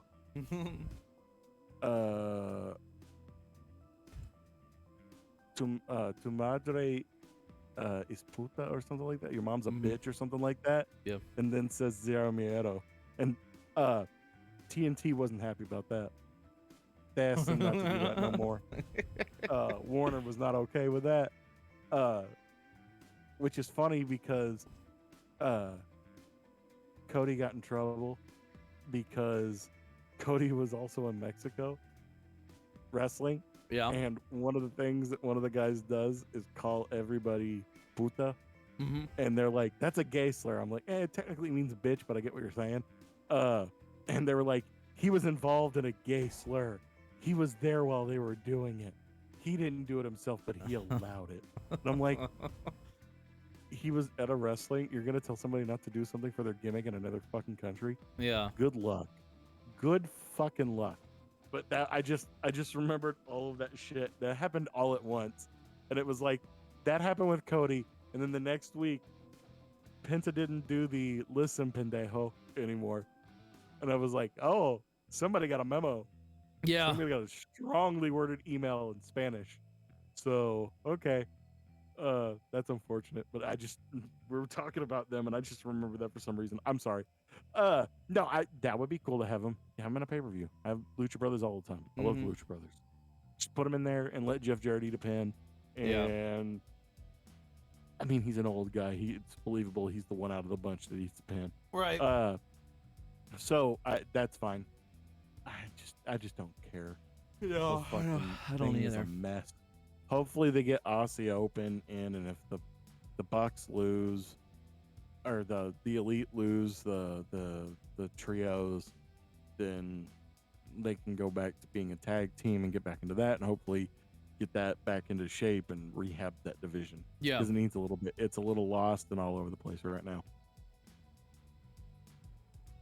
Well, one more thing to note before, because I don't want this to go on too long. No. But last AEW thing to note before we swap over to a handful of WWE stuff.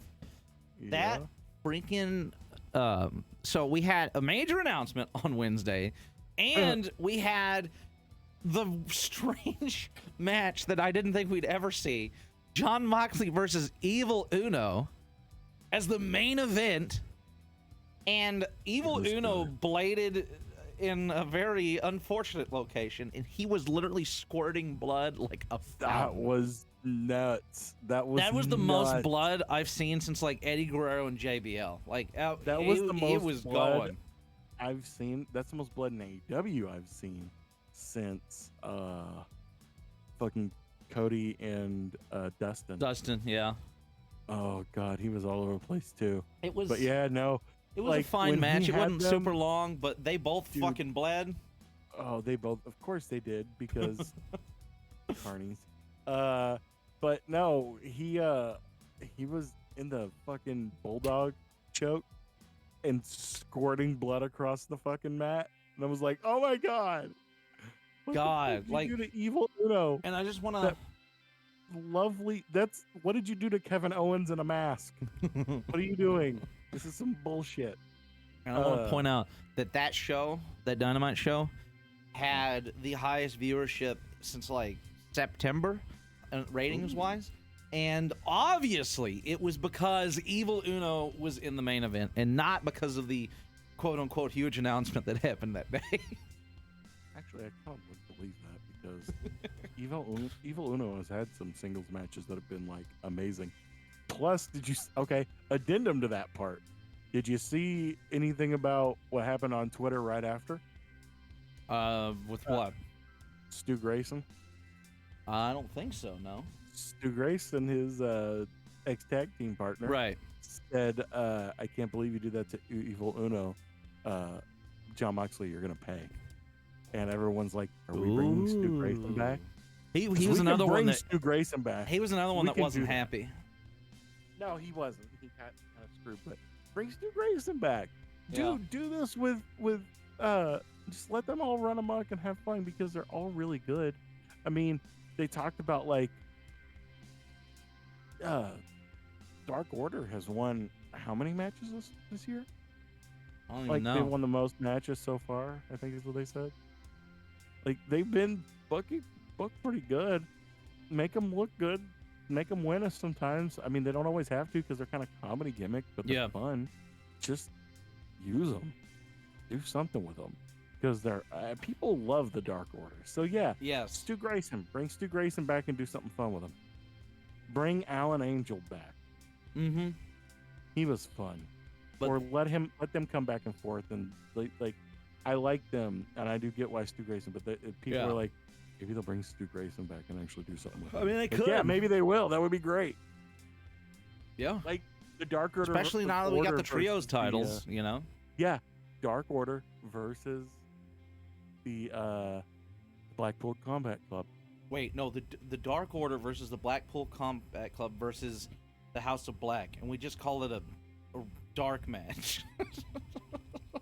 Pitch Black. Mountain Dew. It's the Mountain Dew Pitch Black match. I think that one might be already taken though. That one's. No,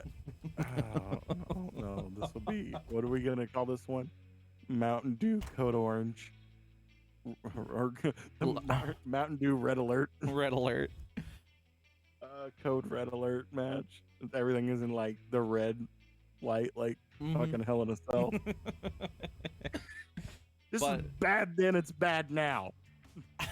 But we had that huge announcement that Tony Khan was teasing for a while last Wednesday, and like, to be fair, I don't know if he huge announcement. I don't think he said huge. He said, well, regardless, an important announcement about the future of our company. Whatever it was, whatever he said, it obviously did not live up to the excitement of pretty much everybody. Said the ratings for that episode were the highest they had been since September, and that was obviously because everybody was sitting there like waiting for the announcements. Like, oh, what do we get? We getting Jeff Hardy back? We getting CM Punk back? We getting a new pay-per-view? What's going on? It's like, oh, they're doing fucking the Cody Rhodes reality show without Cody Rhodes, basically. They're not doing that. That's not. Oh, come on! The picture. Look at the picture. The picture is literally Adam Cole sitting there with Britt Baker. The way it's promoted is that's exactly what it looks like. No, because they even said that's not what it was. No, I know it's not, but like the promotional pictures make it look that way. It's gonna be more like Talking Dead or Talking Smack or something. This is something that I had a thought about. So this is supposed to be like a behind the scenes show, like backstage stuff and whatnot. Yeah. And I mean, it's whatever. Like, I'm sure it'll be fine. I might watch it, but like, something that had crossed my mind after they announced that is a lot of these people, Ethan Page and some others and whatnot. They do vlogs, and they would do backstage vlogs regularly. And all of a sudden, all of them stopped doing backstage vlogs, so they could focus on other stuff. And that thought crossed my mind. Like, I bet that was why. Because Well, AEW Sammy went planned back on to doing doing the show. But they all might be involved in it. Well, right, but that's what I'm saying. They may have had to stop doing that because they had planned. AEW's been planning the show, and the show may be similar to that type of content. Yeah, my girl Sheeta doesn't post to her channel anymore. It sucks. Right. So, like, a lot of these people stopped doing that, so that makes me believe that it probably had something to do with this show. And if this show is going to be anything like that, like those backstage, like, hanging out, goofing off shit that, like, everybody liked doing, because I loved watching those videos. If it's gonna be anything like that, I I'm mean, down. Ethan Page's is fun because they do all the toy shit, and it's hilarious. Sammy's is actually kind of fun, despite Sammy being there.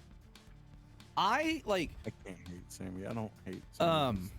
like the thing like with like being the elite, it's kind of like backstage stuff, but a lot of it is like kind of like scripted, like funny dumb skits and whatnot.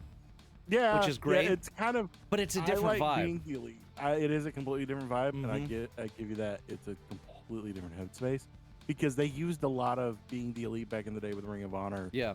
To further storyline, and then they were kind of doing that at the beginning of AEW, but they figured out that that didn't really cross over well with that. So they've still been doing like the dumb scripted shit in the background, and it kind of does push forward like some background shit with the Dark Order and all the stuff with the Bucks.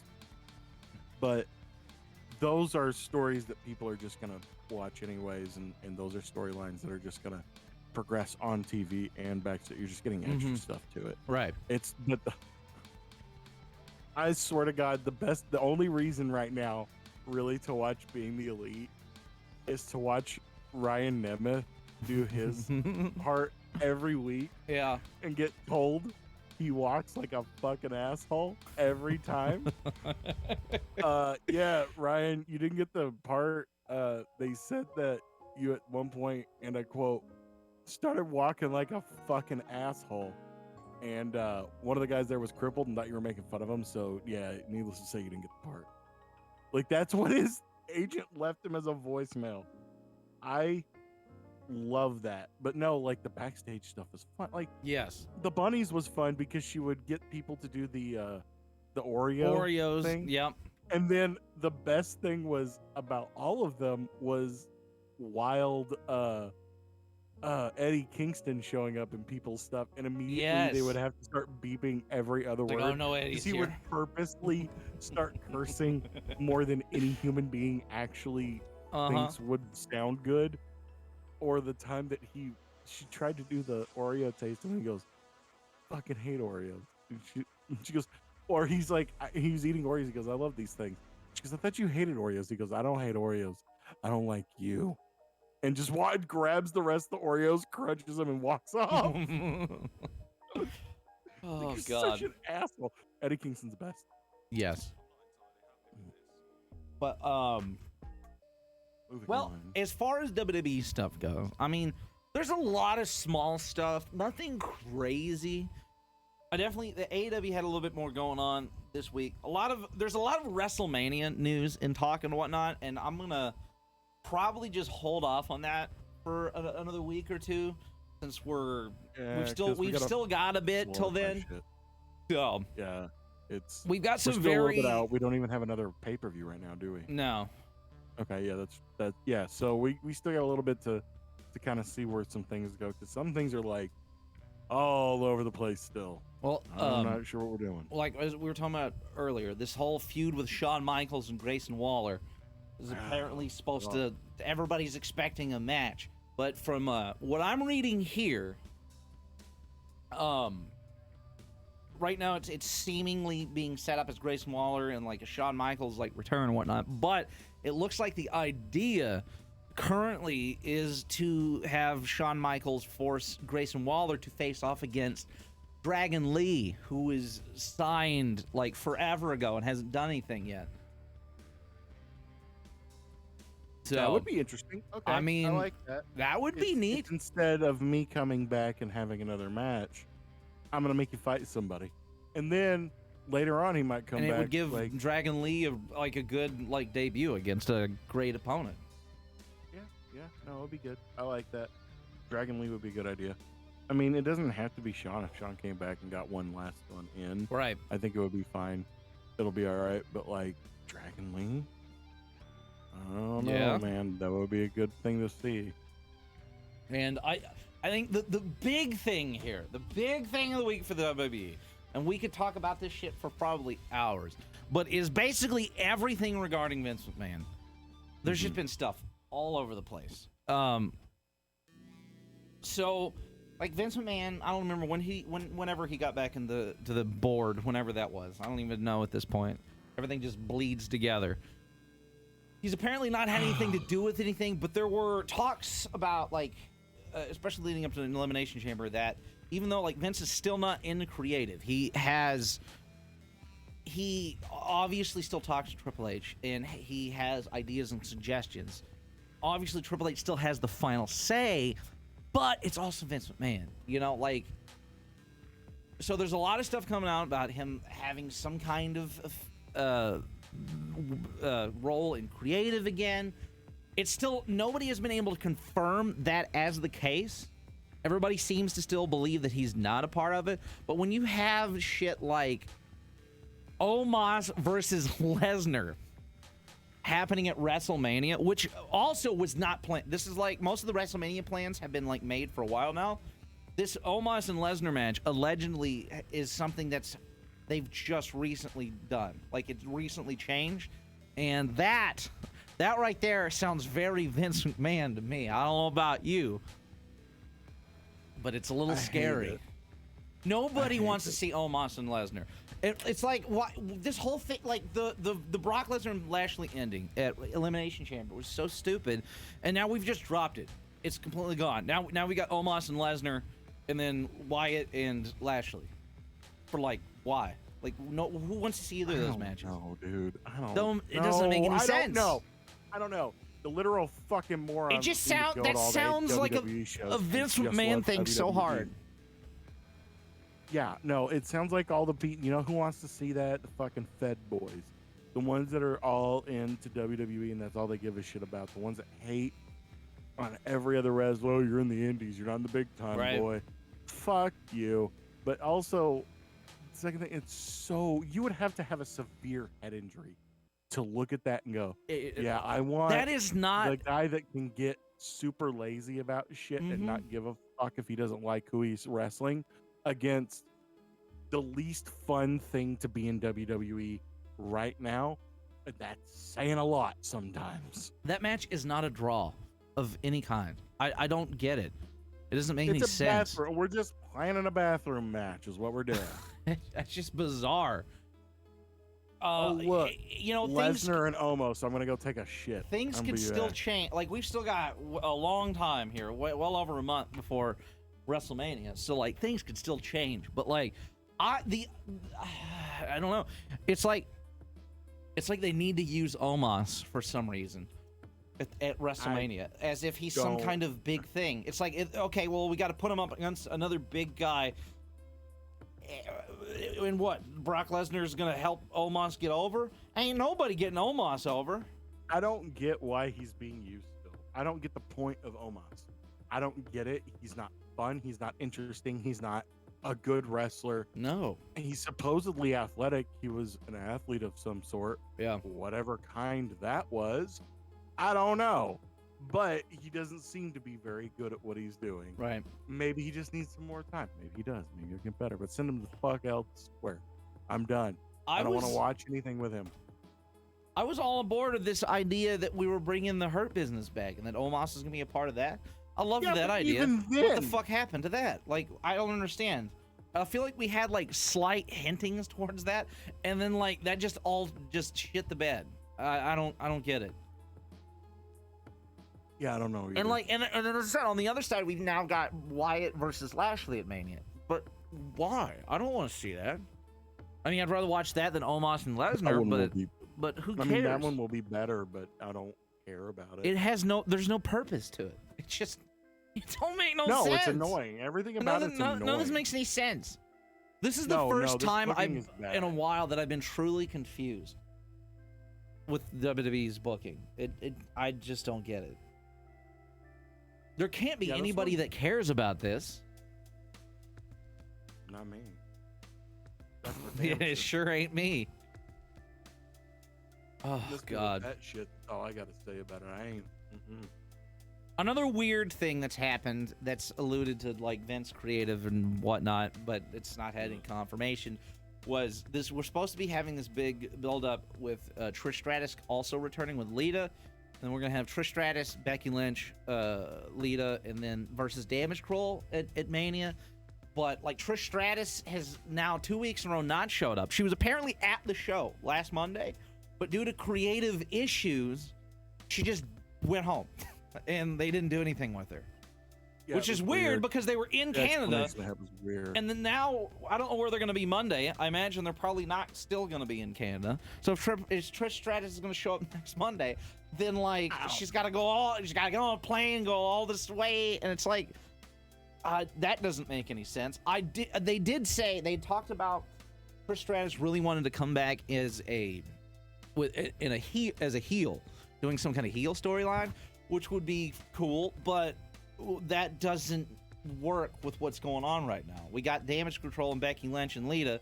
Where the hell's Trish Stratus play a role in that if she's going to be a heel? So maybe that was why the creative stuff was weird and she didn't make her way out on Monday. I don't know. Why? Let her have a little bit It's- longer run it's for the still- next pay-per-view and just let her turn on Becky real quick. It's still planned on, like, she is still planned to be involved in this and making her return at Raw or whatever. That is still the plan. It's just they've now delayed it 2 different times now. So maybe we'll see Trish Stratus next Monday. I don't know. Who knows? Bring Mickey James back in. That would be great. I would love to see that, but I don't think that's going to happen. At least not again. No, because we got to do something with Mercedes Moné. Yeah. But that's also a weird creative thing. I don't know. And I know a lot of people are still talking about like the bloodline in general. Like it's obviously Vince McMahon is not in creative. Triple H has control of creative. But it's still talked about that Vince McMahon very much still has a lot of input and ideas and whatnot as far as where the bloodline story is going.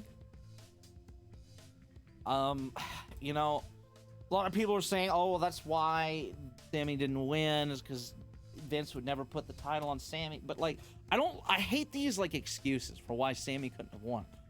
It's just he couldn't, like, that. He's not the guy. He is not the guy to dethrone Roman, and he is definitely sure as hell not going to do that a month before WrestleMania.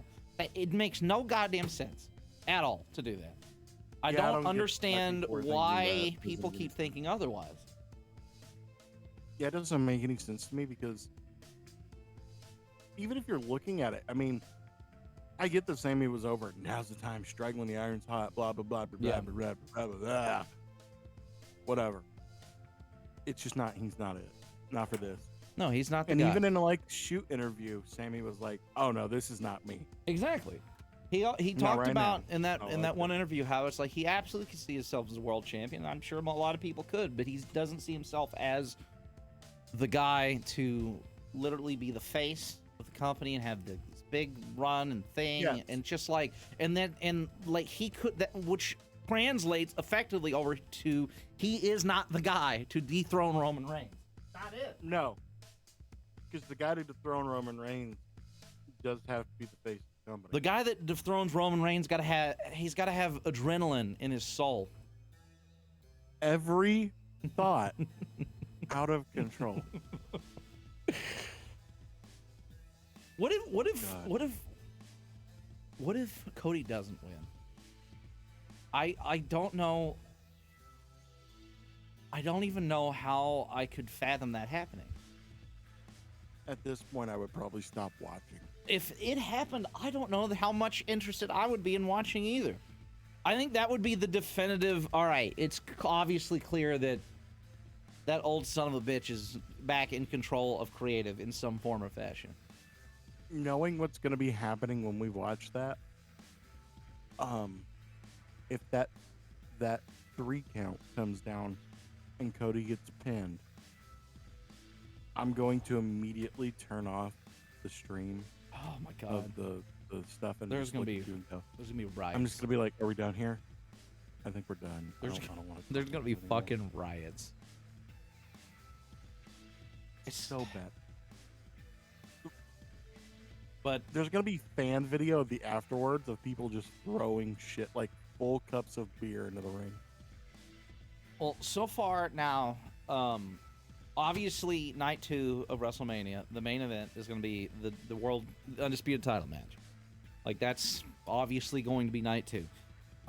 As far as night 1 goes, they're allegedly, according to reports, they're cycling between 3 ideas, and that's do the women's match, either the SmackDown or the Raw on the first main event night, which is I think what most people expect, and the other one is More than likely. indeed the tag team title match, Kevin and Sammy versus the Usos as the main event. Those are apparently the 3 matches that are being thrown around as what's going to headline night 1. God, I don't even know. Like, I think it would make most sense to do the tag title match as the main event because of the storytelling of it all. Like, I'm sure Charlotte and Rhea will be great, and I'm sure Asuka and Bianca Belair will be great. But like the Sammy and the Bloodline shit, like this should be the final resolution of the Bloodline shit. Like taking the main event on both days, I think needs to be the thing that happens. Yeah, because this is the future of what we're doing as booking. Yep. These are the most important things you need to look at. Right. Because if the Bloodline retains, it's gonna continue to be more of the same shit, different day. Yep. It's just gonna be, we are lied to. This is bullshit. We're done. And if they win, or they lose a tag, the Bloodline does lose all the belts. That's huge. That sets these other people up, and Right. it sets up that now they can go back through and do some other stuff, and Roman Reigns can take more time off and do what he wanted to do because that was kind of the point of his new contract. So, it's fine. He doesn't need the belts anymore. You just got to take them off. You put those are the most important things. You put those at the main event because this is the biggest thing for the company. Yeah. It's time. It's time. It needs to end. As I said before, it should have ended a long time ago, but I can't even be mad that it didn't because this last 6 months, though, or especially, have been incredibly good. So it's like it was kind of a blessing in disguise that this has continued since the last WrestleMania because we've got some of the best storytelling that WWE has done ever in this past half a year or so. You're not wrong. To have it literally all resolve at Mania is the only way out. It's the only way. If anything else happens, then I just don't even what do? There's nothing you can do. Everybody should just give up and stop watching at that point is all it is to it. I guarantee you a lot of people would. Mm-hmm. I'd be like, looks like my Monday night's opened up. What am I watching now? Right? Thank God I don't have to watch 3 hours of Raw every week. Oh my God, my Monday and part of my Friday. Yeah. Tuesday really wouldn't change because I don't watch NXT and neither does anybody else. Right. Oh, but we had a very weird Charlotte promo that Dom came out and then Charlotte and Dom were having a promo in the ring. Why? Why was that? Why? That was so weird. It was the whole promo was a setup for Rhea to come out. The Judgment Day shit. Whatever, I guess. I don't know. That was super strange. And then we got another goddamn Rey Mysterio and Karrion Kross match, which it's fine, I suppose. But you know, obviously Dominic interfered in that, and we had like some more yelling between the two of them. And then we finished everything off with them both in the ring. Dominic just run his mouth, being a little shithead, and Rey Mysterio just fighting the urge to just punch him right in the face. And then Rey Mysterio does nothing, and then walks out, and the crowd boos him for not punching his son in the face. Like, the whole thing was weird. I didn't like it at all. And it's like, we're at the point now, what is going to be the snapping moment for Rey? When is he going to do it? When is he finally going to be like, fuck this shit and hit him in the face or something? Like, because obviously this has got to be a match that happens at Mania. So, how do we get this moment to finally happen so we can officially set this up for Mania? Something happens to either Rey's wife or Aaliyah. Yeah. Like, Aaliyah's kind of stepped up towards Rhea before. So what you do is you have Rhea do something to Aaliyah, and then have Rey get so mad that he beats the shit out of his own son. Which could possibly be one of those weird social media promo video things that shows up on fucking Twitter. And then Dom goes back to jail. Back to jail for another few hours.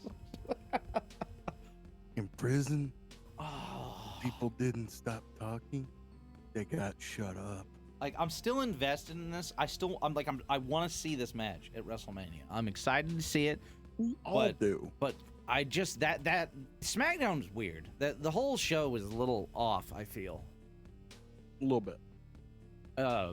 We got a random, like, another thing, like LA Knight going out there delivering a great promo and then gets interrupted by the New Day. Why? That was weird. And then had an impromptu match with Kofi Kingston. It was good. It was a good match. Yeah, it was. But he fucking lost. Why are we having LA Knight lose? I don't get it. I don't know, man. He shouldn't be losing right now. Especially to was random impromptu matches against the New Day. That was super strange. I don't know what we're doing with LA Knight. What are we doing with LA Knight? I don't know. We need to. We need to keep him doing promos and whatnot on the shows, but we don't need to be having him lose random matches to the New Day. Listen, Hunter, are you out there? Because I already did this with TK, and I feel like I need to do this with you. But can we figure out something with LA Knight besides the shit you've been doing? Because that ain't working.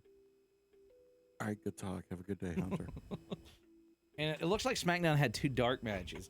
They're talking about one of the dark matches was Cameron Grimes versus Ashante the Adonis, which Cameron Grimes has been talked about as the next guy to move up to main roster.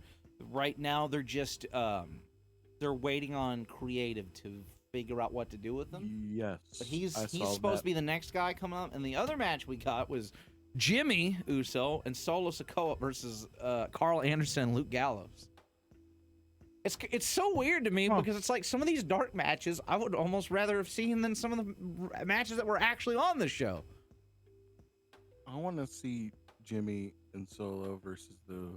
I still want to go back and watch the Bray Wyatt versus LA Knight match that happened on SmackDown. That shit looked like it was better than the pay-per-view match. It did. I'm with you. That was dumb. I don't know why that wasn't on the show. I don't know. It's weird. I feel like we were on such a good streak, and then here lately we've got some like really odd things just happening. I don't know. The other dark match? Cameron Grimes versus Ashante the Adonis. Okay, I changed my mind. I was gonna say I wanted to see that. No. I don't think I cared to have seen that match either, but it does look like they're slowly trying to work Cameron Grimes into the main event or the main roster. Cameron Grimes is fun. Yeah. Good. Well, I don't really think there's a whole lot else. There's a lot of WrestleMania stuff, but as I said, I another week or two I think will be Good time to give predictions and whatnot on that because we've still got a lot of matches to be announced. We got the Viking Raiders attack Drew and Sheamus again. Why? Why are we doing this still? What is I don't this? know. I'm over What it. is happening with this? This is nothing. I'm so done This with was it. just another thing that happened on SmackDown where I was like, what the hell is going on over there? Like, So I didn't watch that match very closely because again, it was one of those things where it didn't hold my interest, I should say. They did the Imperium versus Ricochet, right. Braun Strowman, and Which it was a and fine match, Madcap but it Moss. was just weirdly random. I got a question for you. They ended the match. They had the standoff where where Sheamus and Drew came out to stand with the Imperium Yeah. and kind of save the guys in the ring, and then the Viking Raiders attacked them and they chased everybody off. Yeah. There was only 4 people in that ring. Where was Madcap? I don't fucking know. Because the only thing that happened is Wherever he everybody's- is, he's at the same place where he was at when the Royal Rumble happened. He got stuck into an abyss. He fell into the abyss. the catering battle royal. Or the catering battle royal. That was a better episode. Oh. No, that was. He just wasn't there. Like, he was in the match. They had the fucking match. At the end, the good guys stand tall, and they do the 4 corners where they all stand on the corners and raise their hands, as like we're standing tall. Yep. There's 5 people. Why are there only 4? I don't. Where'd Madcap go? I It was the don't know. weirdest thing. I didn't just thought about that when you I mentioned didn't even that. pay I was like- attention to it. I have no idea. I was like, Madcap's not there. Where did the 5th guy go? And I was just like, this is really weird. All of it was weird because I'm with you. What's with the fucking Viking Raiders? What are we doing with that, guys? Two more quick WWE match things that I want to mention before we wrap things up. We had Bronson Reed versus Chad Gable on Raw. It was a short match, but we had like the matchup of the pairing, the stare down between Bronson Reed and Otis, and it's like they're both like the same person. Like their body shape is like the same. They're like giant bowling balls. And Yes, I want to see Bronson Reed versus Otis so bad. I'm with you. I need that to happen. I don't need Bronson Reed and Chad Gable. No. I need Otis and Bronson Reed to beat the living crap out of each other. That's gonna be a banger match. Yes. And the last thing I want to mention, I actually feel like an idiot for forgetting about it because it was incredible. Raw main event. It was almost 20 minutes long. It was Austin Theory versus Edge for the U.S. title. That was the best match that Edge has had in 10 years. That match was really good. incredibly good. If anybody goes back and watches anything from Raw, watch that match. It was so good. Edge has literally, that is Edge's best match, easy, and it ain't even close since he has returned. And it may be Edge's best match even further back than that. Like, it was so good. They did some awesome spots. That part where Austin Theory literally jumped over the spear. He jumped over the spear, and then he did that, like, flip over thing, that rolling thing where they, like, put him, he has their legs up, and he flips them over. What is that move called? Yeah. What the hell is that called? I forget. Whatever. But regardless, he flips him up, and Edge does a flip through the air and lands on his fucking feet. And then just turns around and looks at Austin Theory. Bro, that man is 50 years old. How is he just casually still doing shit like that? Like, it's no big deal. It's crazy. Awesome match. I think that was one of my favorite matches I've seen on WWE TV in a very long time. Highly encourage anybody who didn't watch it to go watch it. It is wonderful. Definitely. It was really good, and I forgot about that too. That's weird. Yeah, I don't know. I guess I didn't have it written down.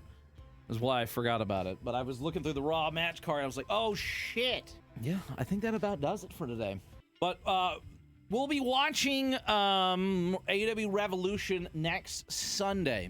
We'll be doing a live react to that. So Yes, be sure to stop by and hang out when we're doing that. If you have not liked the video, you should definitely do so. We are on Spotify. The podcast itself is on Spotify and YouTube. So if you're not following on Spotify, you should do that or sub the YouTube channel here. I'll be uploading the podcast on both of that. The YouTube channel, I'll keep putting up random news videos and shorts and whatnot as well.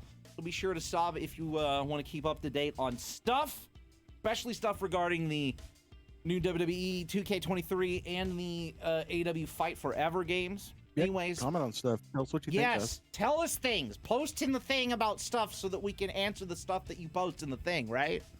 Yeah, exactly. I think you know what? That was as clear as you could make it. Fantastic. Could Good not job. have been a more clear thing to say. Great communication skills there, streamer.